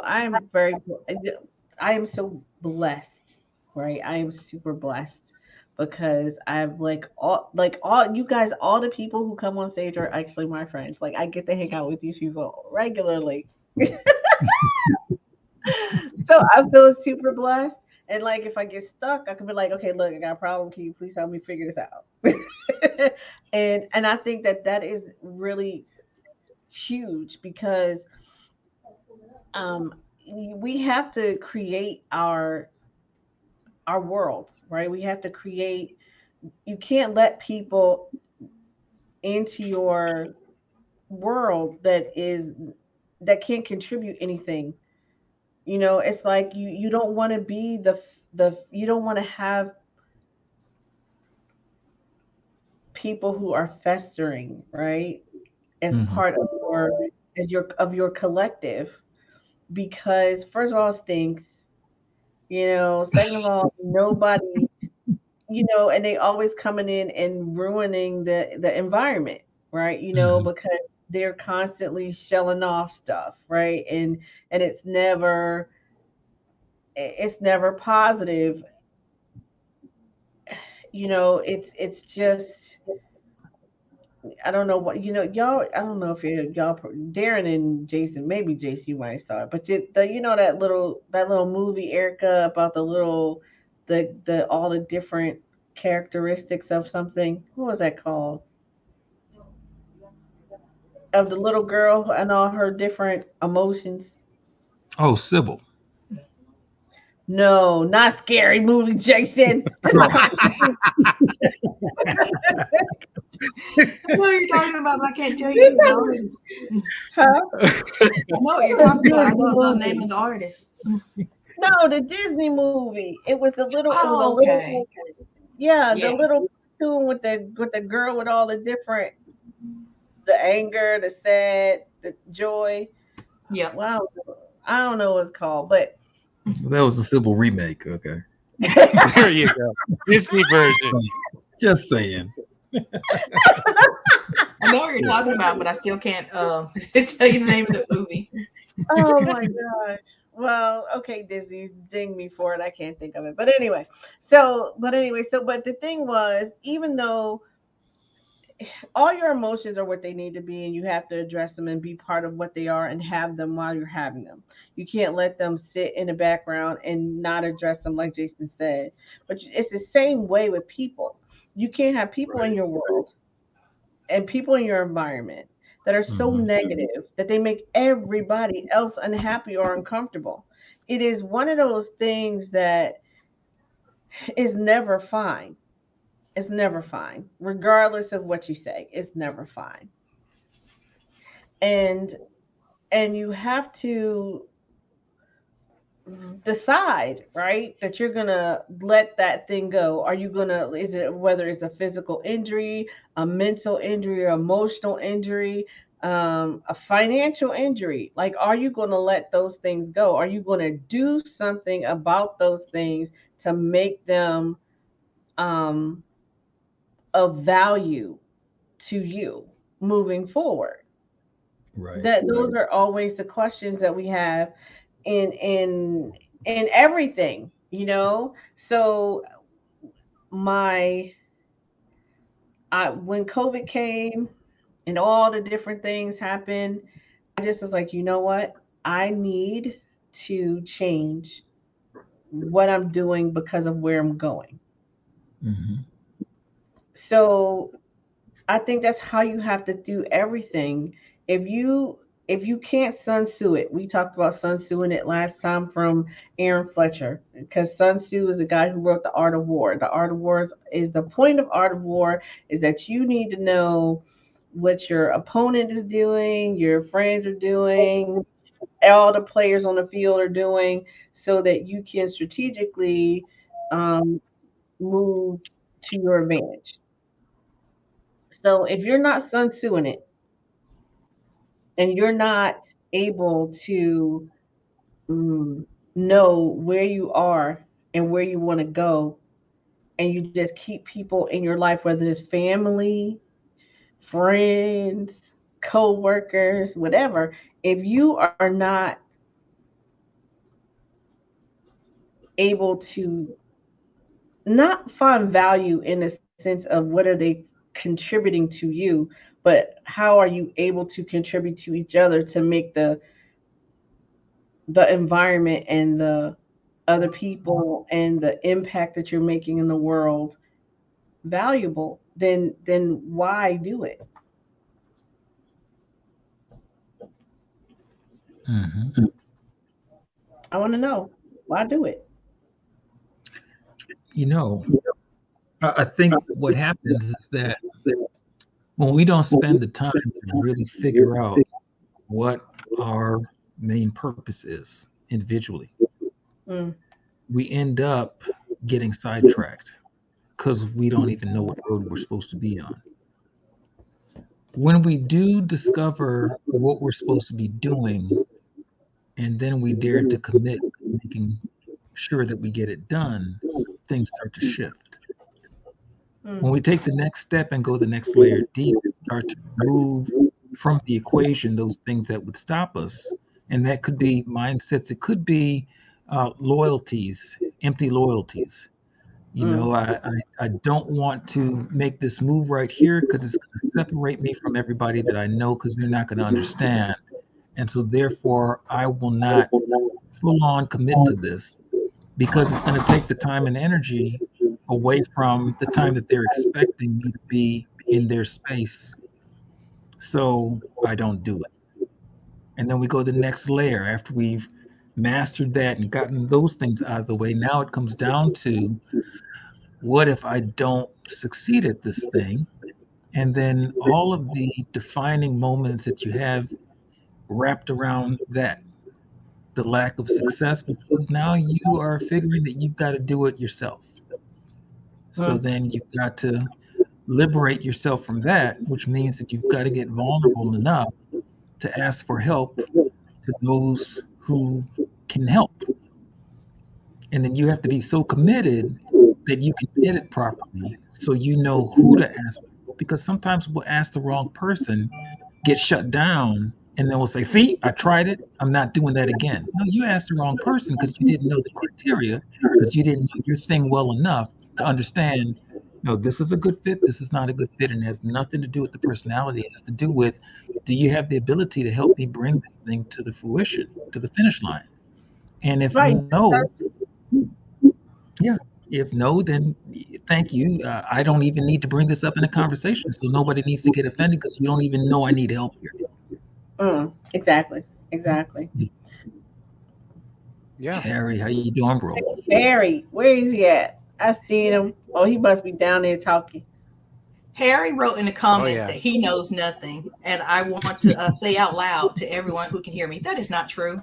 He knows so You don't much. understand. Nothing is actually a person; it's his neighbor.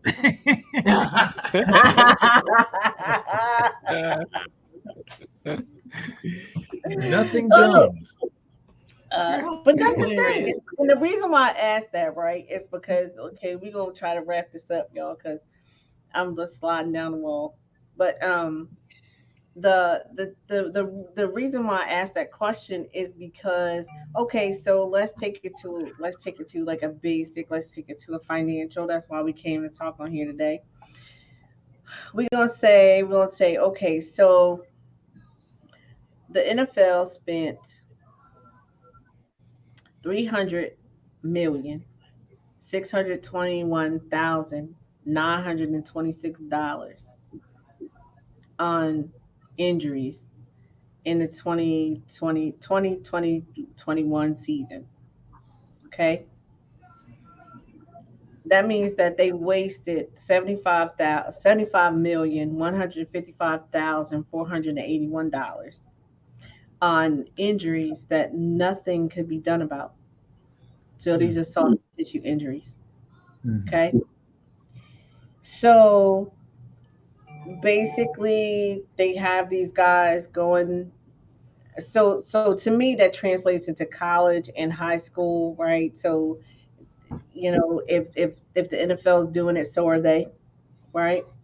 And they these soft tissue injuries are things that they're not doing anything. They're like, go home, ice it, put some heat on it, ice it, put some heat on it, rest it.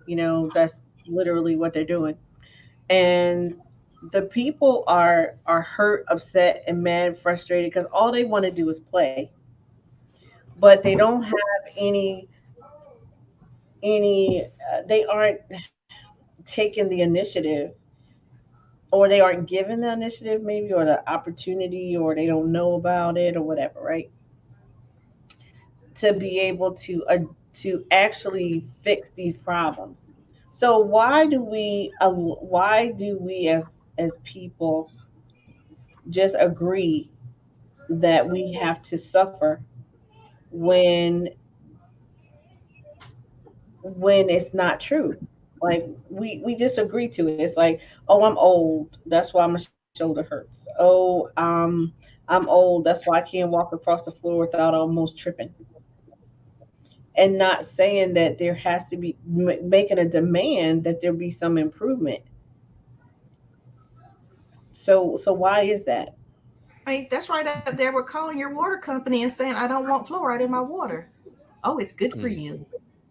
It's not. I know. Well, we hear all of these things. And we're just told that is good for you. You may know better, but you got so many other people saying, hey, don't do that. It's good for you.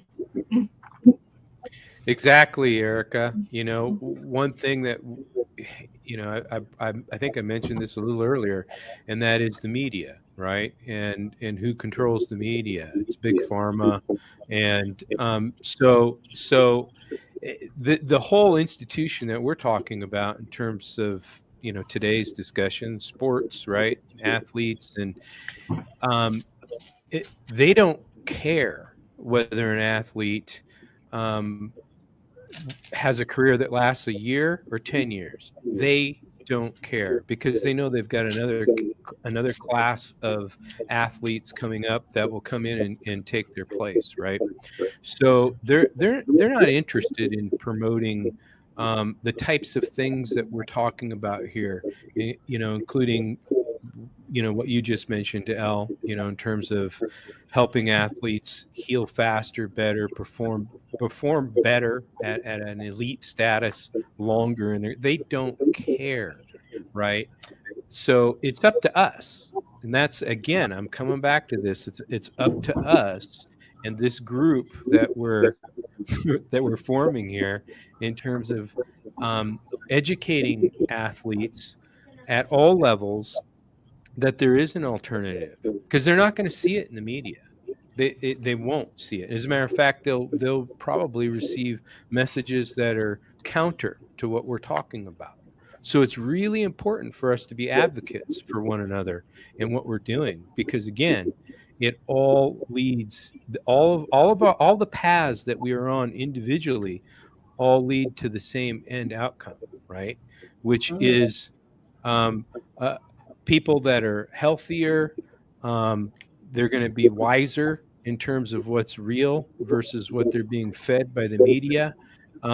They're going to be in positions of influencing other people, and that's what we're doing today. We're all influencers to a certain degree that are here today. Some way more than others, right?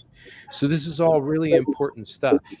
That's my two cents, on that, Elle. So Okay. So you're going to have 1,941 people sitting at home because they but okay, so let's talk about salary caps, right? So if so they care about salary caps, and I'm sure they care about wasting $75 million, right? So if you just talk about it from a financial standpoint purely, you have your salary cap, so you're gonna bust your salary cap because you got some too many people on IR, but you got to have people to play, right? So why can't we just talk about it like that? I mean, not for, I You mean, can't. Here's the You thing, though. can't. You've got to look at it from this standpoint. What they do know that they have going for them is they have a system, a rock solid system that, and they have ancillary opportunities to continue to feed that system. Hmm. How does it look?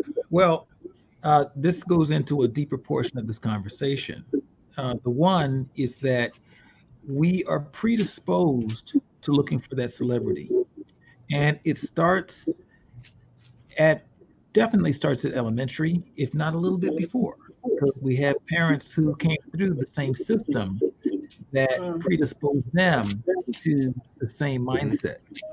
So the first thing is that when you look to somebody else to be your hero and you look for that celebrity, and then that is what is uh, fanned in front of you or paraded in front of you on a regular basis, that becomes your culture. And so then if you have a skill set that could then put you in that limelight, the same limelight that you idolize coming up, then you're going to take that limelight. So then all the harvesters have to do is be at the ready to start to harvest when the child is of age to then be geared towards that life. So they have a constant supply. So they couldn't care less that it cost them $75 million that they're spending or overspending on things that they couldn't possibly heal. Because the Hmm. model is that I got a constant supply. It's kind of like somebody saying, "Hey, you realize that you just spilled a cup of water on the beach. You know that over the year, that's 365 cups of water." And they look out onto the ocean. They're like, "I think we don't mind." Yeah. Okay, so Okay. the understanding it from the dollars and cents standpoint, they make billions just on the actual game itself, Yeah. and then hundreds of billions on all of the ancillary things, the endorsements, the tech, all of the stuff that's attached to it. So if they could put somebody through that meat grinder and they can harvest all of that, it's the cost of doing business. 75 Right. million versus hundreds of billions of dollars. Right, Going- Jason. Hey, So here's the thing. Let's just drill this in, put it into perspective. Does the money have a factor in all of this? Absolutely it does, because at the end of the day, there's still bean counters that are looking at all of this, right?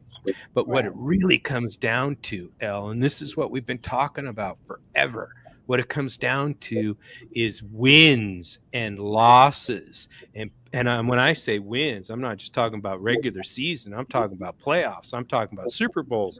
I'm talking about players that are making the Pro Bowl, getting into the Hall of Fame. Now when you start rolling that and we're talking about the performance side of things, right? We're talking about what the Lux method has. It has the ability to do for a player, right? Now you couple those things together. Now you start to build this foundation where you can begin to influence, because you're going to have players that are going to be, following the Lux system. You're going to have agents that know the Lux system, and they're going to be, advocating it to their players that they're representing. That's going to start to, because this isn't going to happen from the top down. It's going to happen from the bottom up. That's how this will change. So does the money influence? Yes, it does. But what's even more important is performance, wins and losses, talking playoffs and Super Bowls. That's what we're talking about here. Would you Okay. dare prioritize your health over your job? Would you dare fathom the thought of giving up glory and not go to work? Wait, would you?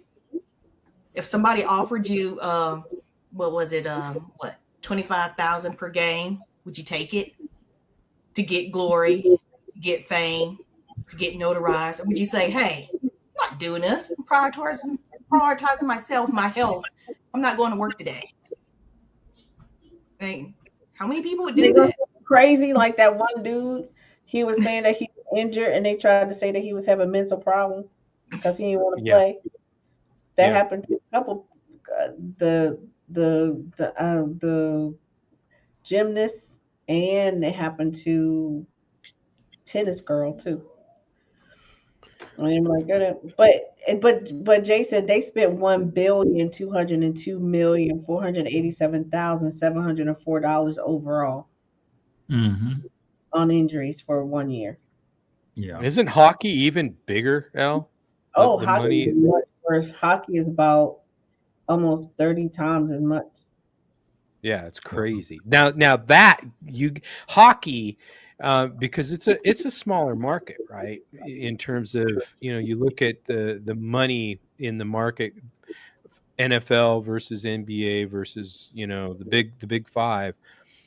Hockey has a smaller dollar market in terms of revenue base versus what they're spending on these injuries. So in terms of any agents that may be listening to this, in terms of getting your athletes and keep getting them healthy and keeping them at elite status, and being able to influence a sport, hockey's huge. I think hockey's huge. Wow. Yeah, I got I a was question. the hockey dudes, they beat each other up with a stick. I'm like, dang. Yeah. How much money is made outside of the legit money making? Meaning how much money is made, underground in relation to the sport? Because there is that part of the business as well, where you've got folks who are making money whether a team wins or loses, kind of like stocks, make money on the down or the. So Mm. if you've got folks who are now gambling on, okay, I'm gambling that they're going to lose and this is what the spread is going to be and this, that, and the other, they're still making their money. So there is the underbelly that, of course, it may not be appropriate to talk about here, but that's the reality of it is that folks are making money in a number of different ways on this. They're making money off of the players themselves. What is the length going to be of this player's career? People are betting on stuff like that.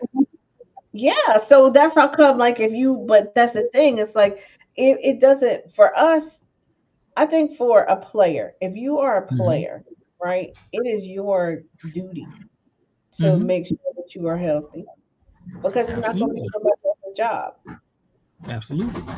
And so that's where that conversation needs to come player side and coach side to where they're looking at it from a longevity standpoint. It's like, hey, if the average is 3 to 4 years, you want to make sure that you are not one of the statistics, that you Yeah, end up being there longer so that you have enough time to set up shop properly. yes, yes, and that's why y'all. I talk to players kind of like almost every day. It's really funny. Before it was like, okay, so how are we going to talk to these people? Now it's like every day I'm talking to a player, and it's real crazy because the things are, one, they can't tell, they don't want anybody to know that they're injured because they've been trained that they have to play through it. Being hurt is part of the game, and it is, but when you're not playing, it's important that you are taking care of those injuries because last year's injuries become this year's annoyance, right? And then all these things kind of build on each other. So if we're not going to talk about the money, we're not going to talk about for the league, and we're not, or the team. I mean, you got, the least amount of money spent by a team in the same time frame was the Buffalo Bills. They spent $91,000 for 32 people who got injured. Well, actually, they spent $811,000. But for soft tissue, it was 2 million. 2 million, yeah, 2 million, almost 3 million in soft tissue damage. So, but the thing So is, Al, I yeah, got to interrupt you. I got to interrupt you then, because what you just uncovered right there, right? And maybe we've talked about this in the past. I don't know, but you've uncovered maybe a team that understands the ramifications of how. See, they can use that monetary number right there that you just talked about, and they can use that to extrapolate out wins and losses, right? oh yeah, Because yeah, so now oh, you have you so can you use got definitely. maybe yeah, so maybe anybody that's familiar with the movie Moneyball, you might have somebody sitting over there, in Buffalo that is pretty smart, thinking about those dollars and cents and extrapolating that out and going, okay, well, if that means we need to deal with our soft tissue injuries differently, or how they treat um, injuries of all types differently, right? So now there's an opportunity to go in and say, okay, here's what I have to offer. Maybe it's Buffalo. You have to look at who's thinking the right way and leaning the right direction. Does that make sense? Yeah, well, the Celtics need to see me because all their time they would have won last year. Because they were playing so good, even so hurt. They would have won at the playoff. But because anyway, I just happen to now. I'm not. Trust me, I am not a fangirl, and by no means am I like all into sports like that. But I just happened to be in a restaurant, and I was watching them play, and I was like, "Oh my gosh!" And I could tell just by how they were moving and how they had to keep the people sit down and rest and all. They were all hurt, and I'm like, man, if they would have seen me 2 weeks beforehand, they would have won because the people wouldn't be as hurt, and they could Mhm. have played and won, and then that would have been a big deal, but they didn't, So I'm always looking at those kind of examples, um, because to me, that's how I get to make the impact, right? I get to help people to overcome things that they can't naturally or with traditional options to overcome. And I'm like, so I had a one guy, he was like, I just want you to don't work for, this is so crazy to me. He was like, I don't want you to work for my team. I want you to just work for me. Like, I'm like, dude, how you going to win if your team is all banged up? How Yeah. are you going to win if you ain't right within?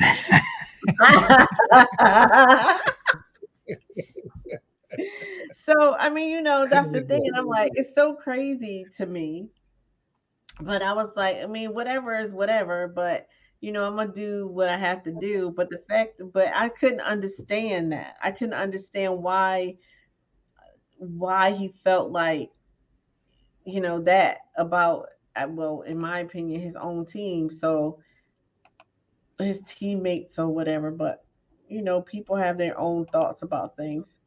But I was Well, just so, They were it, all it's replaceable except for him. That's well, what he oh, stated.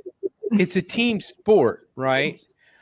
It's a team sport, but the team is made up of a bunch of individuals, and every one of those individuals has their own idea of their future, the money they want to make, the things they want to buy, the family and friends and entourage and whatever that they need to take care of, want to take care of, etc. Right?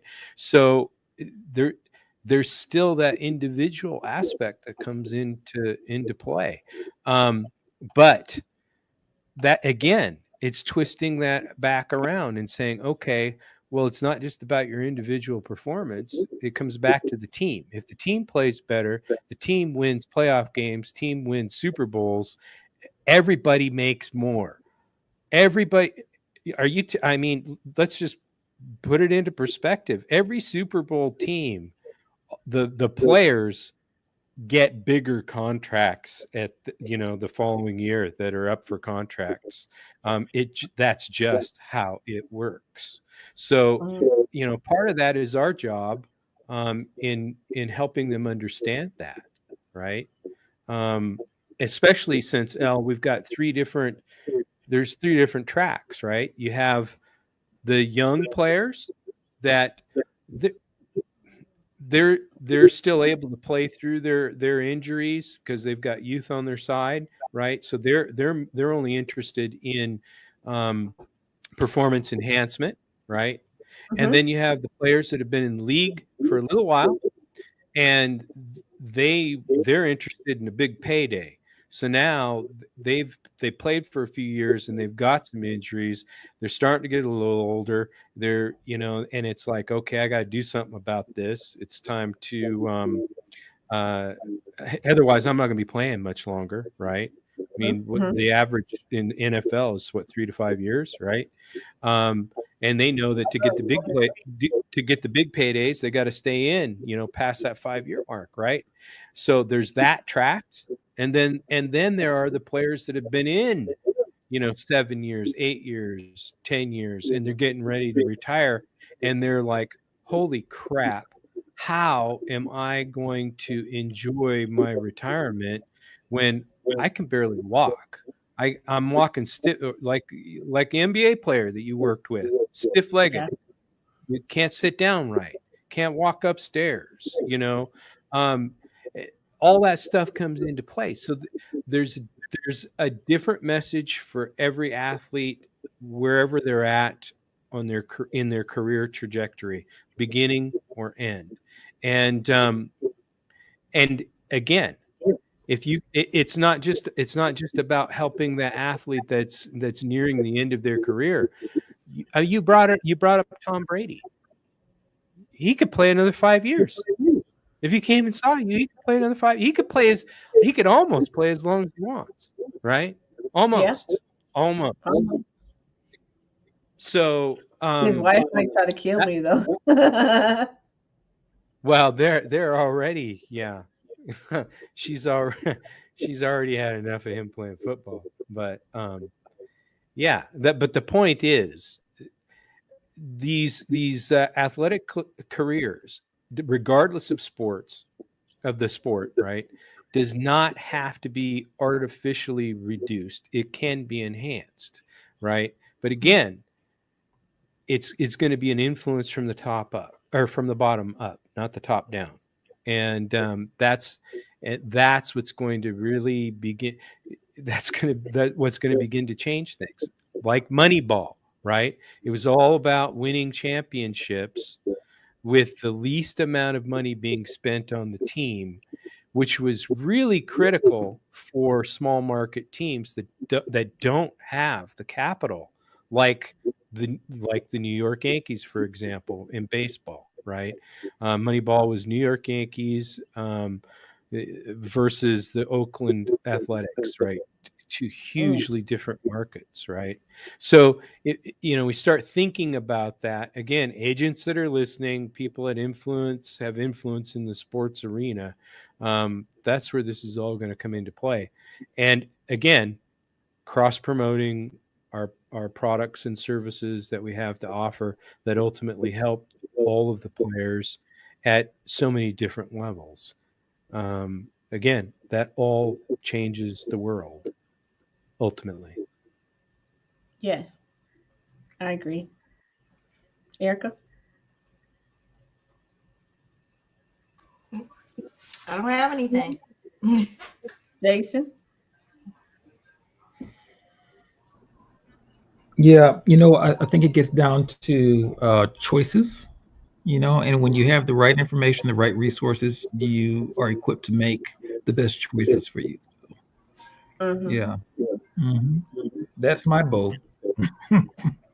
Yes. So, okay. So to kind of walk us on out the door, the goal, the idea, the concept of leaving the game with your body intact and money in your pocket, helping and participating in winning teams and ambitious situations, and um, watching yourself become the thing and the person that you wanted to become, to recover from past lives, and or not past lives as in dead lives, but your old situation, right? Recovering from that, um, being a player who is educated in a way that allows them to become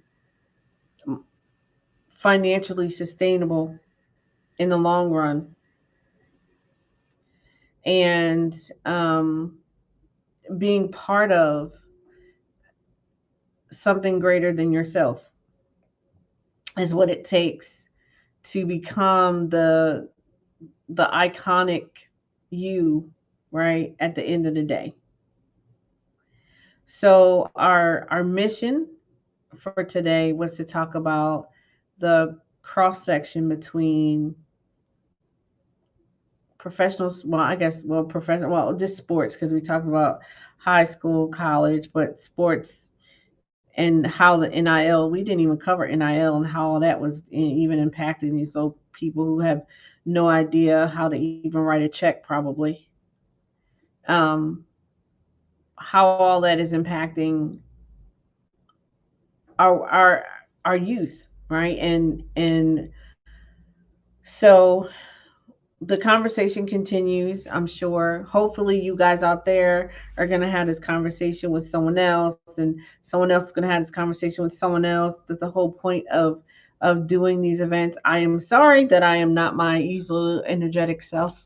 I'm not sick or anything. I'm just tired. I've been treating people. It wears me out. So we look forward to next time. We haven't picked the topic yet of what it's going to be.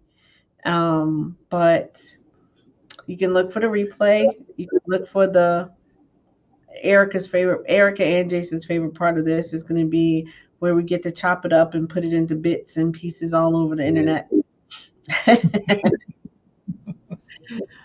And we hope that you got something out of today. I'll see. I'll start with my takeaway for today. I think that was my takeaway, just that we have to visually impact the psyche of people that are playing these games, playing professionally. And also it's also the same in business, I want to say too, because you can become a multimillionaire in your business, and by the end of a couple of years be super broke. I did that 2 times. I did it twice. I didn't learn nothing. No, that's not true. It was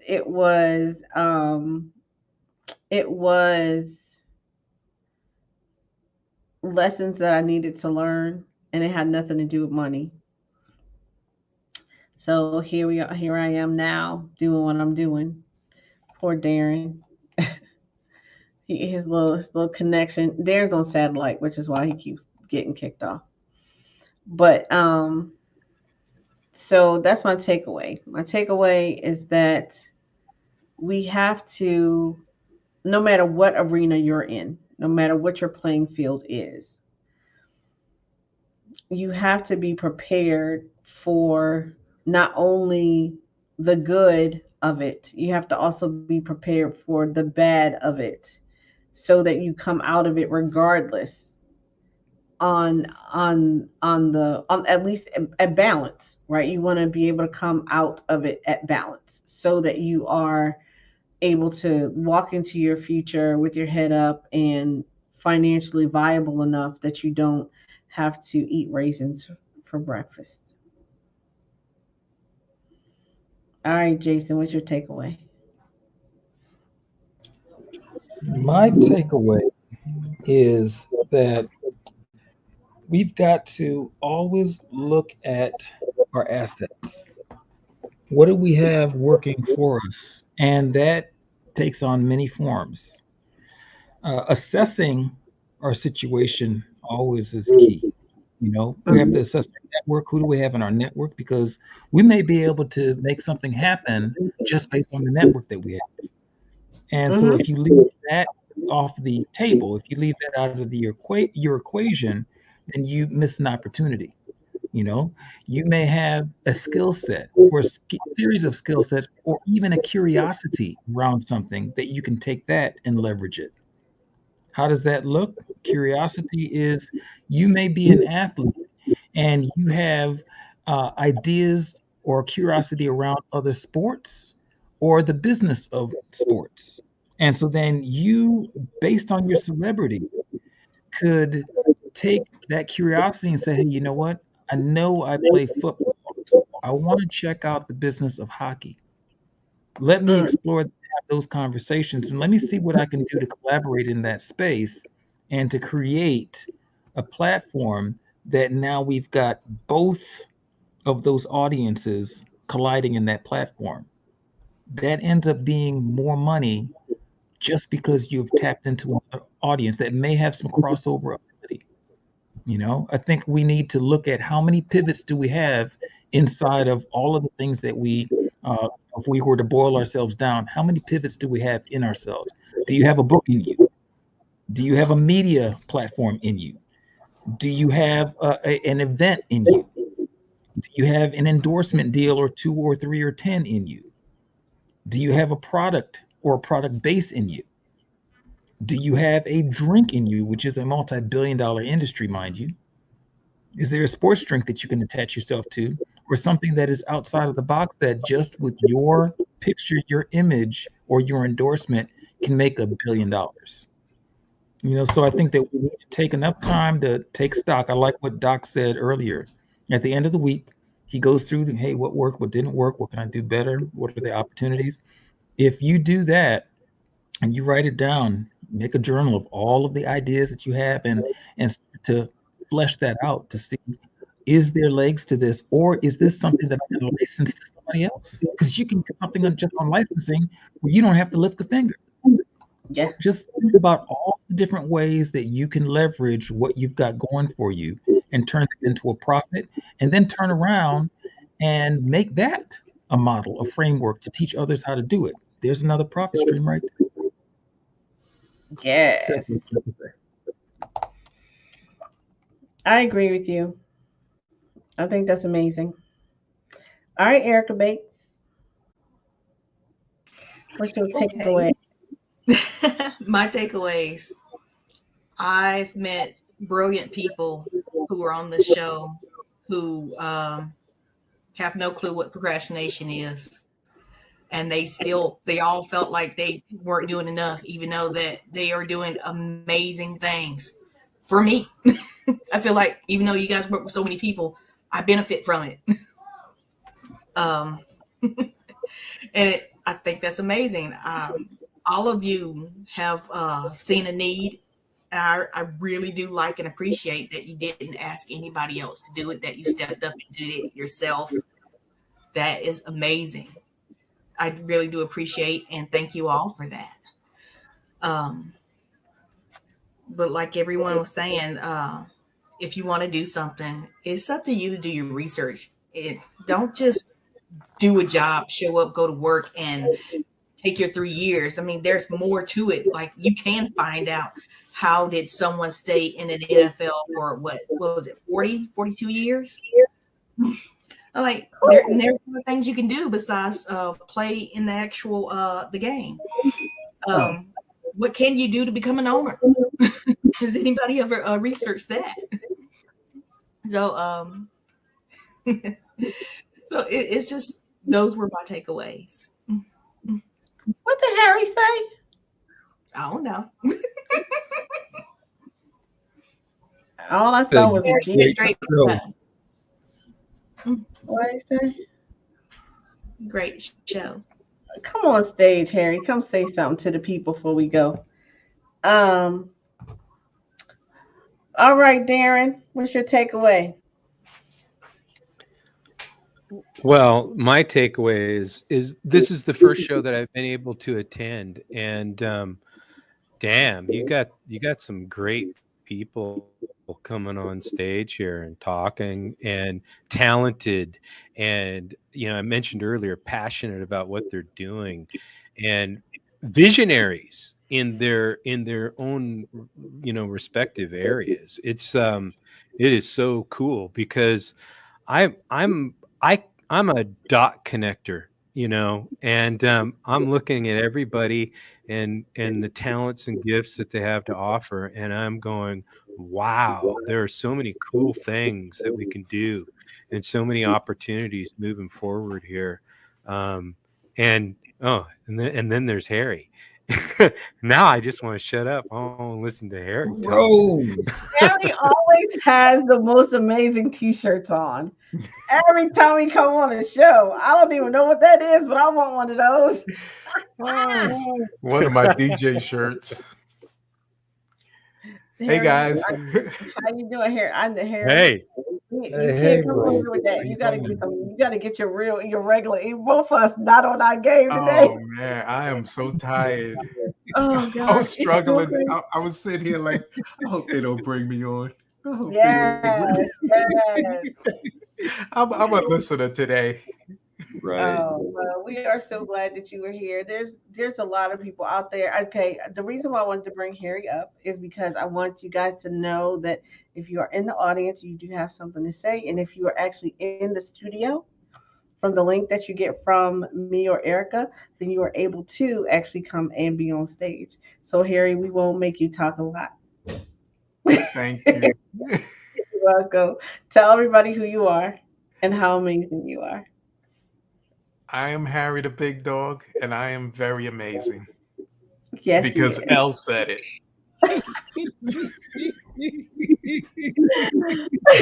It takes 11. I say it too.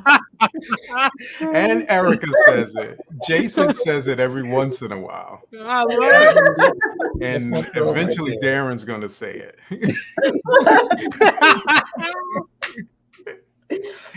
Okay, you guys, this is so this is the after party. So bye everybody, whoever out there. But anyway, so this one point, this is the every time I am with these people, I am so inspired to like, I'm like, oh my God, how cool would it be to do this? How cool would it be to do that? I'm like, because I'm like, man, okay, I want to dance. I want to go dance. And I was talking, I don't know where I was yesterday. I woke up in the middle of the night talking about, it wasn't the middle of the night. I went to bed early because again, I was tired. And I woke up and I was like, man, I want to go dancing. Now, mind you, I am laying in the bed. I have zero energy. I always have. I'm like the Energizer bunny, unless I have worked on someone. It's crazy because depending on what the problem is for a person, you carry not only your physical, you carry your emotional in injuries. And this particular injury that I worked on yesterday was like since birth, and she's 60 plus now, right? So that type of release, has to come through me and like come from them through me out of me, right? So it just completely like wears my batteries out.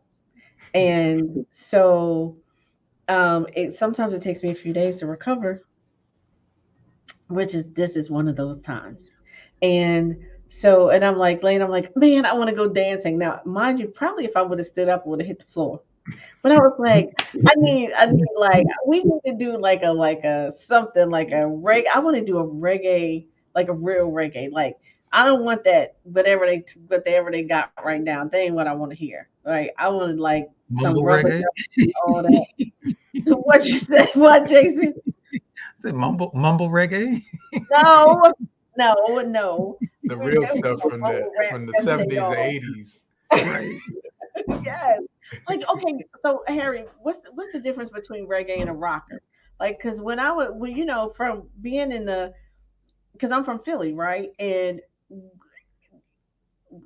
they used to, I don't know why they called it this, and I don't know, but they were used to call them rockers. And it was like reggae music. I thought that was a kind of music because called Yeah. rockers, but apparently not, unless you just was there. I think back in the day, we interchanged them with everything. We just, Okay. in New York, we called it Jamaican music. Hmm. And it was reggae. It was your Yellowmans. It was your Sister Nancy's. It was, all the old school people. And we just called it Jamaican music. Yes. And Well, I think when you left the New York area, or depending on what area you were in, that's what you called it. I heard the term rockers. I mhm. heard the term reggae music, but we just use Jamaican music. So I think it's all interchangeable. It's probably the same thing. Okay, but that's what I'm. I thought Rasta was a religion. It is. That's Okay. that's the weed smoking, dread head having people. I know, but I don't. But I think that I don't know. I think it's a culture. I don't know that it's a religion. I don't It's a know. religion. Because most of the weed smoking rosters that I know, they Christians. Well, it's more like Buddhism, right? It's not really a religion; it's an ideology, right? Buddha is a type of weed too. And so and there's different types of weed. Yeah, that's right. Buddha bless.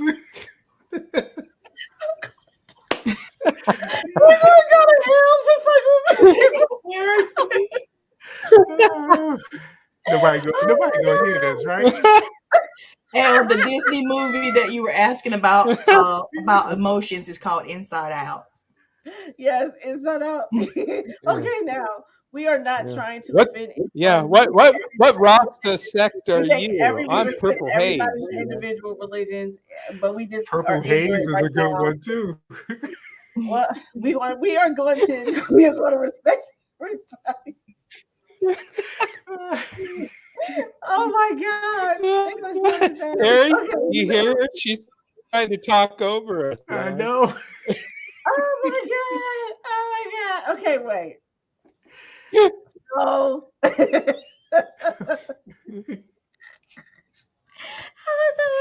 tired. That's so crazy. Okay, so all right now, but we are not trying to be disrespectful to anybody's religion. Please don't take it that way. We just are No. ignorant to some things, and we will learn better. So if you have something to say about it, we think if you want to tell us, a real like don't come for me. Okay. Don't do that. But I'm just saying, just if you want to be respectful and give us some data so that we can be able to talk more educatedly about your situation, we'll be happy to learn. But don't come for me. You don't want that. All right. And if there's other flavors of weed that you smoke. I don't smoke weed. I'm allergic to grass, so it's unfortunate, but I cannot smoke weed. Okay. Me. So for those that can and do, please share. We'll be looking forward to getting that as well. For You Harry. guys are hilarious. So but yeah, so the point that what we were trying to get to was that I wanted to go dancing and I still want to dance. I talked to one of my clients who does events in Atlanta and I'm like, you know what? I had this really great idea. So I sent them like this, going back to Darren's point of sharing. Oh no, Jason's point about sharing ideas because you can't pull it off yourself. I was like, this is what I'd love to see, and we should do this for your like pre-launch for your event because it'd be super amazing. And he was like, that sounds like a good idea. I was like, yes, I'm gonna get to go dancing. That's what I want. So did you go? No, it's gonna come. It'll be sometime in the next few weeks, actually. Hopefully, if they get everything together based on what I said. Nice.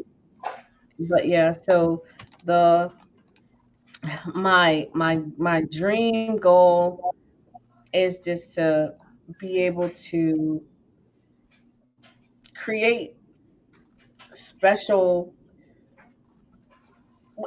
If you string together all the really special times in your life when you're old, you'll remember them and it'll be a happy time for you, right? And it's like I got to watch my dad in that nursing home for 7 years, almost 8 years. And and I used to talk, and then I used to have to go if I was going to see my dad at 4 o'clock. I had to get there by 3:15 so that I can get in there and talk to all the other people in the nursing home because they all want to talk to me. They want me to help them fix their phone because their family hasn't been to see them, or we have the sewing circle so they get to tell me all the gossip, or they want to talk about all the stuff that like, can you please talk to so and so because she just did da da da da da. And I was like the kind of like I'll hold court. Like if they beefing about so y'all, this is the funniest thing. They'll be beefing about stuff, and then I'm like, okay, so we need to settle this because neither one of y'all going nowhere. So we're gonna have to figure out how we can agree to disagree. And I just did that innately by accident. And so every time there was a dispute, I became like the mediator. Judge Judy. Judge L. Court is adjourned right now. It was so funny. It was so cute though, and so all the different things and all the different scenarios. And I'm like, when I never want to go to a nursing home, please. And that's why I'm just trying so hard to help other people not to have to go, because a nursing home is not a place that you want to be if your mind is good. So are you considering becoming a bodybuilder? Absolutely not. I was a bodybuilder at one point in my life. I don't like the way your body looks. And I because of slavery, both sides of my parents made it through both sides of my family made it through slavery. My body will bulk up and I can look like She-Ra, right? Y'all, I'm 5'2". I don't need to be walking around looking like a freaking bulldog. Exactly. Neck all thick. Back all thick. I don't need all that. I don't need all that. Because you know how you can you know how you got the things when you put your hands on your hips and you get those wings? Yeah, I don't need that. I don't need that. I do. You do, Harry. I don't think that weightlifting is for. I don't think that weightlifting is like that is for women. Not really. No. I think that they need. You just spoke about how the woman who was 70 looked good for her age. She don't have wings. But she don't have wings like that. You don't have to lift weights for bulk. You can lift weights to be toned. Yeah, but I don't want to do that.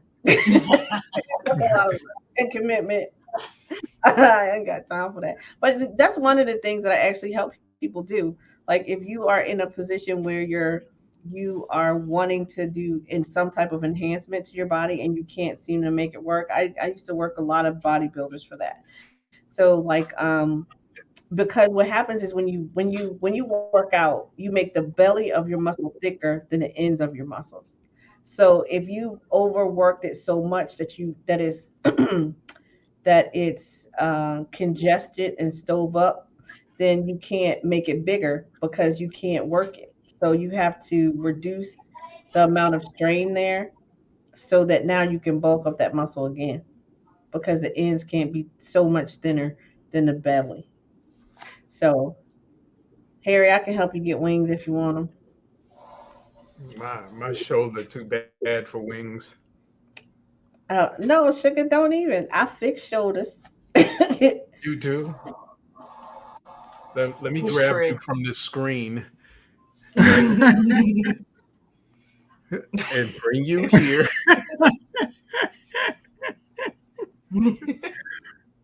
I guess she's coming to you. I know. Right. I grabbed her. Oh, There you go. Okay.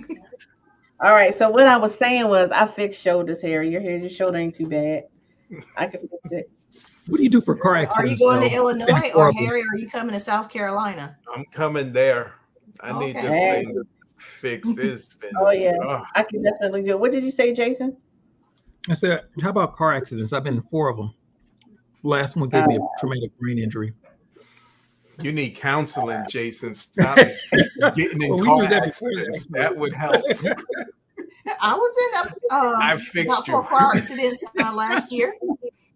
I didn't even remember until Elle told me. Oh You my God, too. yes. Stop What getting in them. happens? Yeah, don't have accidents. Car accidents are bad. But yes, Jason, I help people with recovering from any type of physical injury. Yeah, see, I wish that I had And- known you back then, Elle, because I'm telling you, when I went through therapy, it was very long and it did a little bit of good, but after stopping, it's like the decline. I'm like, okay, so what is all this for? So, yeah, Well, your Jason, service. Physical therapy is very important after an injury because it helps you reestablish the ability to utilize that tissue. The Mhm. problem comes when that tissue is not fully viable, Mhm. and there's 6 things that cause that. There's 6 things that are residual factors when it comes to injury. So it's loss of range of motion, inflammation, reduced lymphatic and blood flow, um, Mhm. uh, collateral damage, and then scar tissue. Mhm. So those things are the things that create like atrophy and just the inability of the tissue to function fully. So what I do is I treat all 6 of those things simultaneously so that your body can fully recover from the inside out Yeah. instead of the outside in. That is so tight. Wow. I also want to tell Jason that it's not too late. You are welcome to come to South Carolina too. Yeah, it What's doesn't going on in matter. South Carolina? That's the thing. It doesn't matter how old the injury is. It doesn't matter. Really? Mm-mm. But that's the difference between what I like, the microcurrent therapy that I offer and the microcurrent therapy that most people do. They only want to treat you like if it's fresh, but it don't matter to me. Like the lady I was telling you I was working on yesterday, her injuries were to me, it looked like somebody stepped on her as a baby. Wow. And yeah, and so it caused her to have some serious deformation Mhm. in her chest cavity and back and spine and stuff. And so I literally was able to reset her spine, reset her hips, Wow. reset her I rib had a friend's cage. mom who was like that because her mother used to abuse her. I said I had a friend's mom who was like that. Her mother used to abuse her, and she had, like, when you saw her back in an X-ray, it looked like a footprint because she used to step on her. Oh, Yeah. terrible. Mm. Yeah, it So was real yeah, bad. I mean, those are the types of injuries that normally people who come see me are gonna be like, because it's expensive. I hate to say it that way. So like I usually treat senior executives and stuff like that. Like they are the people who typically come see me. But I can treat anyone. It doesn't really matter. Nice. And it doesn't matter what it is really. As long as it's not an open wound and you've had it for longer than 30 days, you're eligible to come see me. Nice. 2005. I think I'm good.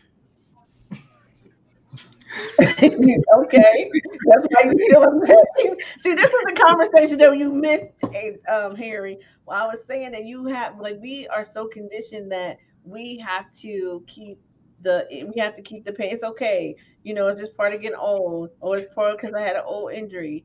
No, because see, the problem with that is not everybody who had the same injury as you still have pain. So it's not necessary that you have to keep it. And also, just because you're getting older doesn't mean that you have to have pain, because everybody who gets older doesn't have pain. So unless you just want to keep it and you like it, you can get rid of it. Mm. Okay. About a 12-hour drive for you, Harry. I know. All right. You keep rubbing Getting in on the it like car it's now. hurt. You gonna keep it, Harry? You like him? You like the little Like, friend? but we become friends. Yes. It's like some people literally, I've had people come into my office and they just want to be going to somewhere because it's part of their identity, right? That injury is part of their identity. And they literally want to keep it, even though they say they want to get rid of it. And they'll come Mm. in and I'll improve it, and they won't come back because they're like, it's working, so you can't fix it. Wow. hmm because they need that. Mm. I don't think it's sexy having a shoulder injury. Yeah. Like, yeah, what you did in life? I got injured in my shoulder. Yeah. 1975. You can't. You try to go to do that sexy move, and you're like, "Oh wait."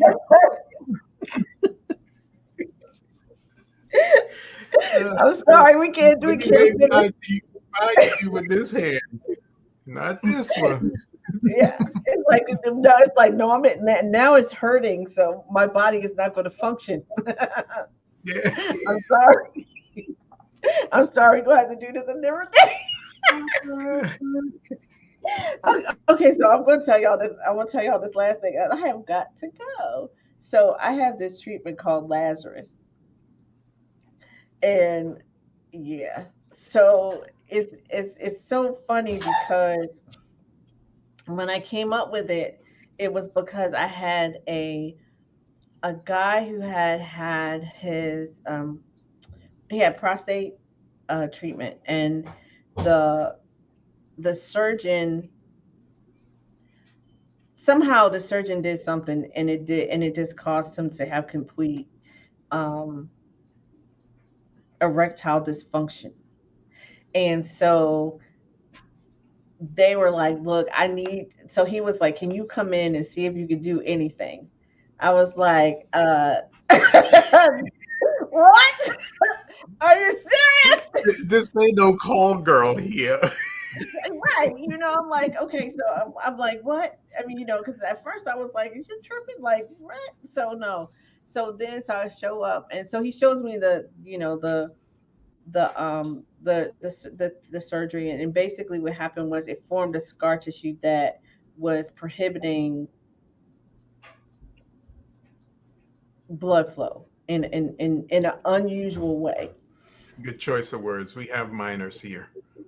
Yes. And so the problem was that I needed, so he was like, if you could just, he's like, I know that if I could go in and do a surgery to get rid of that, it wouldn't work because of how delicate the tissue is and already blah, blah, blah. And I was like, okay, fine. After a few hours of conversation, a couple days later, I show up, I treat the dude, everything's great. He's like, "Oh my God, you have to do this. You got to do this." I was like, "No, I am not going to do this because I don't want to be known as the dick girl." Why it gotta be called that? Because but it's true. Like literally, like because okay, so think about it like this. You'd have a lot of business. But okay, but see, this From is the congressmen thing. and senators, from people with Whatever. a lot of money. Listen. This is what happens. So after so many years of having lots of fun with your little pogo stick, right? You have made all these micro scar tissue.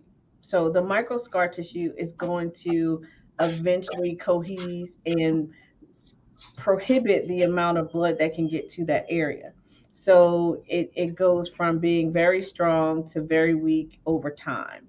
And so then the restriction of blood flow kind of cause it, like if you don't use it, you lose it, right? So if you are able to address all the six things that I told you about earlier and reconvene everything together, it goes back to its original state, and then it works again.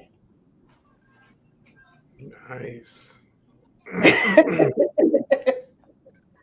So that's one of the things I guess eventually I'll start teaching people how to do, but that is so crazy. And it doesn't take long.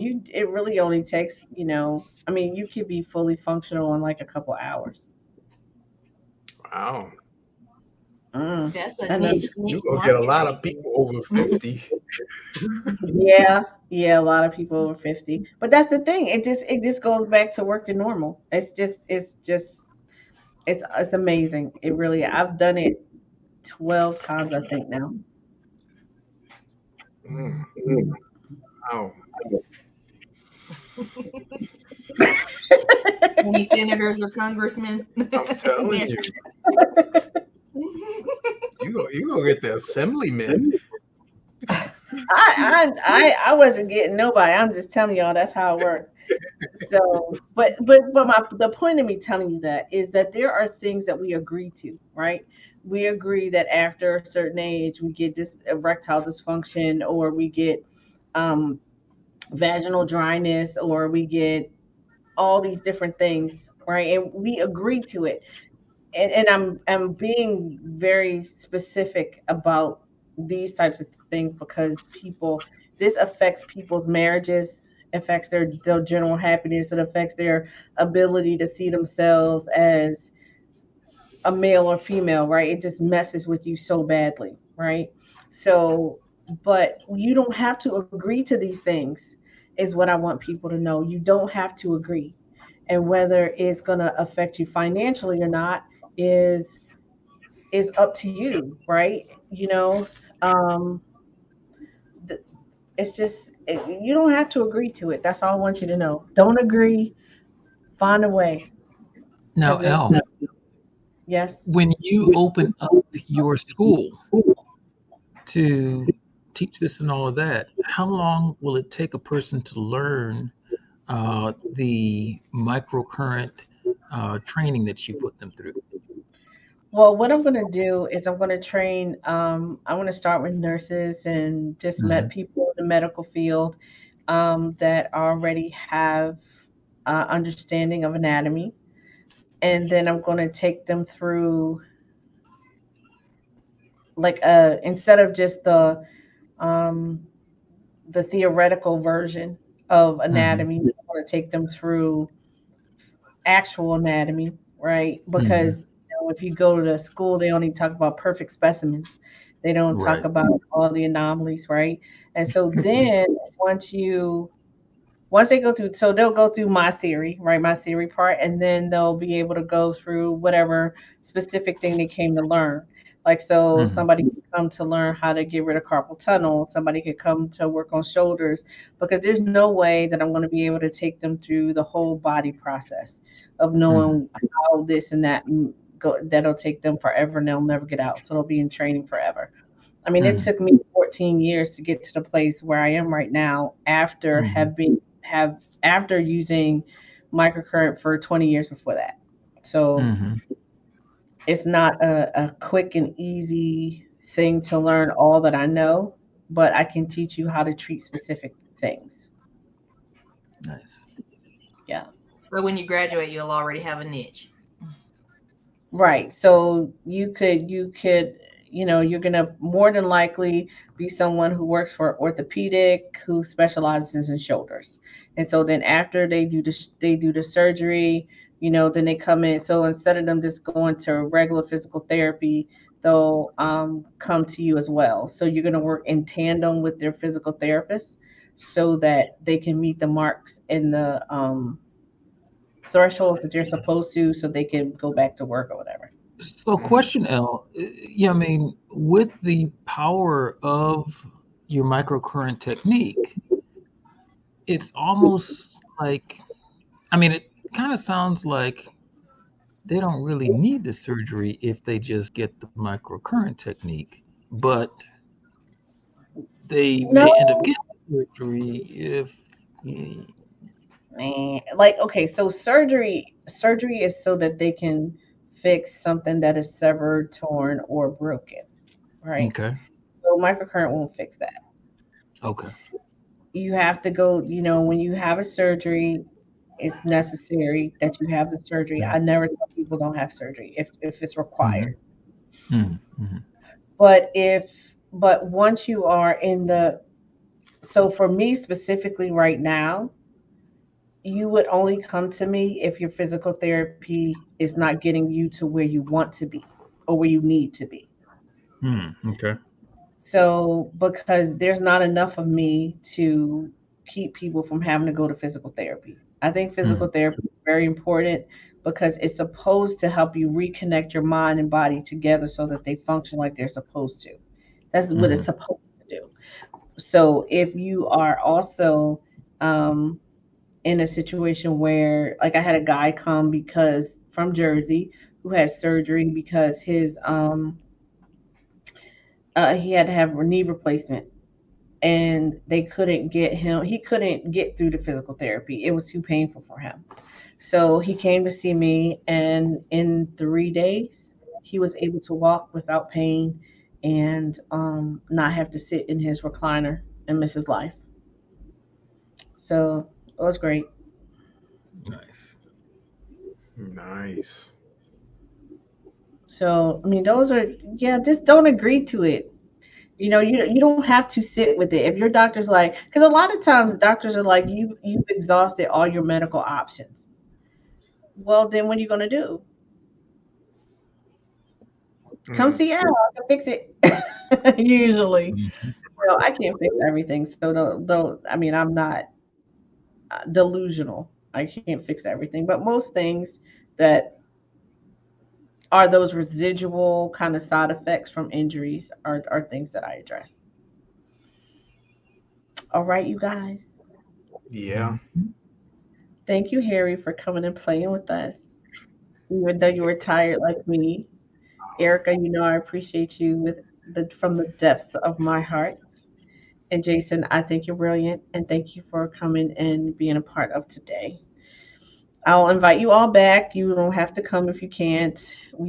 I will figure out another, like, we'll have to decide what our next topic is going to be.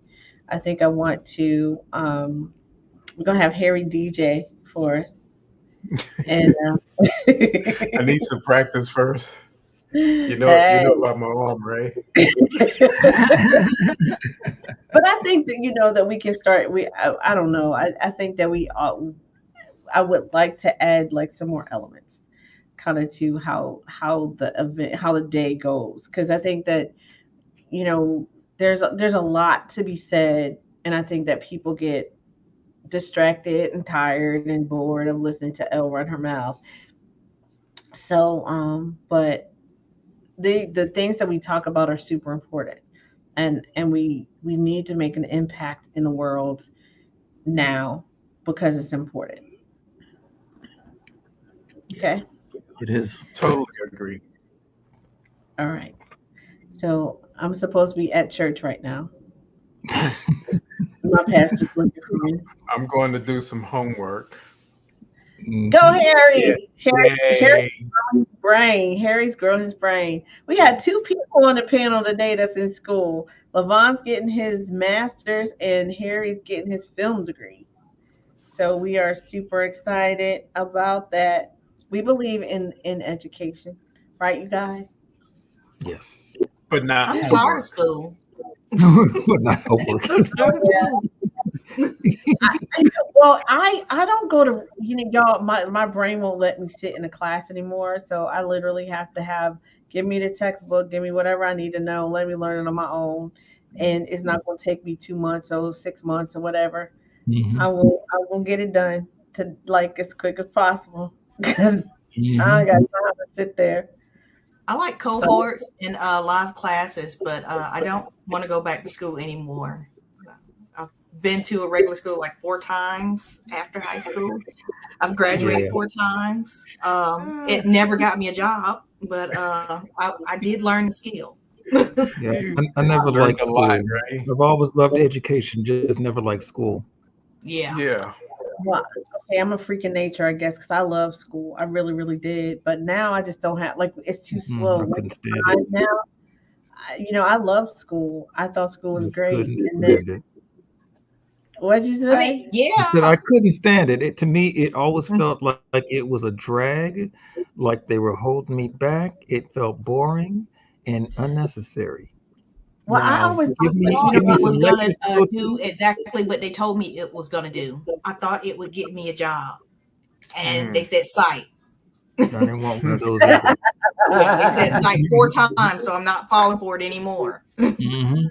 Well, I have a few degrees but my thing is that I really wanted to now it's more like okay, so I like to learn more like in the Renaissance style where if Mhm. like I'm studying this thing and then this thing leads to this thing and this thing the logical part of it. Right. That's kind of how I got to where I am right now. It just doesn't make sense to sit there and study somebody you're studying something that somebody who doesn't fully comprehend the subject's theory on, right? And it's Mhm. never fully correct. So Mhm.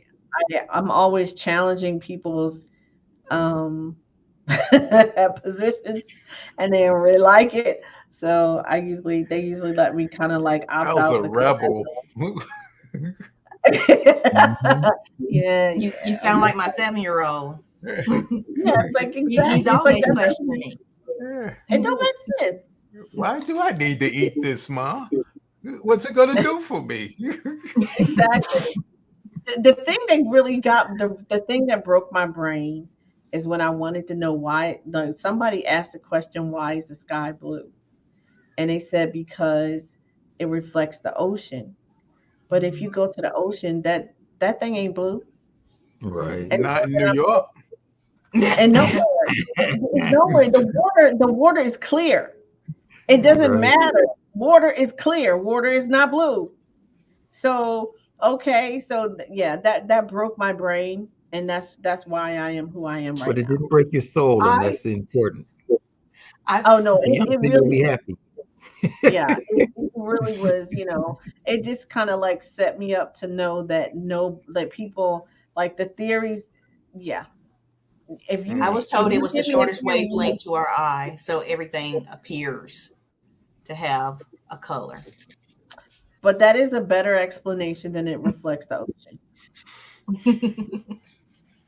And then that's also not true, Erica, because when the sun is going down, you can have pink and orange and red and all different kind of colors. So that's not accurate either.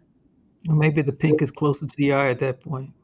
How is that possible, Harry?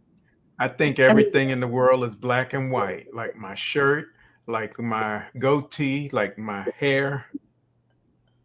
There you go. okay. Like your walls white. I get it. I get it. Well, I, My I Point see mouse things. is exactly. black and white. Well, I see things in colors of pink, tan, and cream. Thank you, and champagne and My rose phone. gold. See, look, Hey, my I'm gonna phone. go do some homework, You see guys. that? My phone is rose gold. You see that? My walls rose Ooh, gold. Yeah. nice. So yeah, they ain't working for me, Harry. Must be reflected off the water. In short wavelength. All right, I'm getting out of Oh here. man, we're getting bye, y'all. I love y'all so much. Thank y'all for coming. I'm gonna end this session now. All right, Yeah, we'll I'm Good we'll to pausing. talk see to you, y'all next Harry. time. Erica, am I pausing or ended? How's that working? See You can y'all. end it. Okay, cool.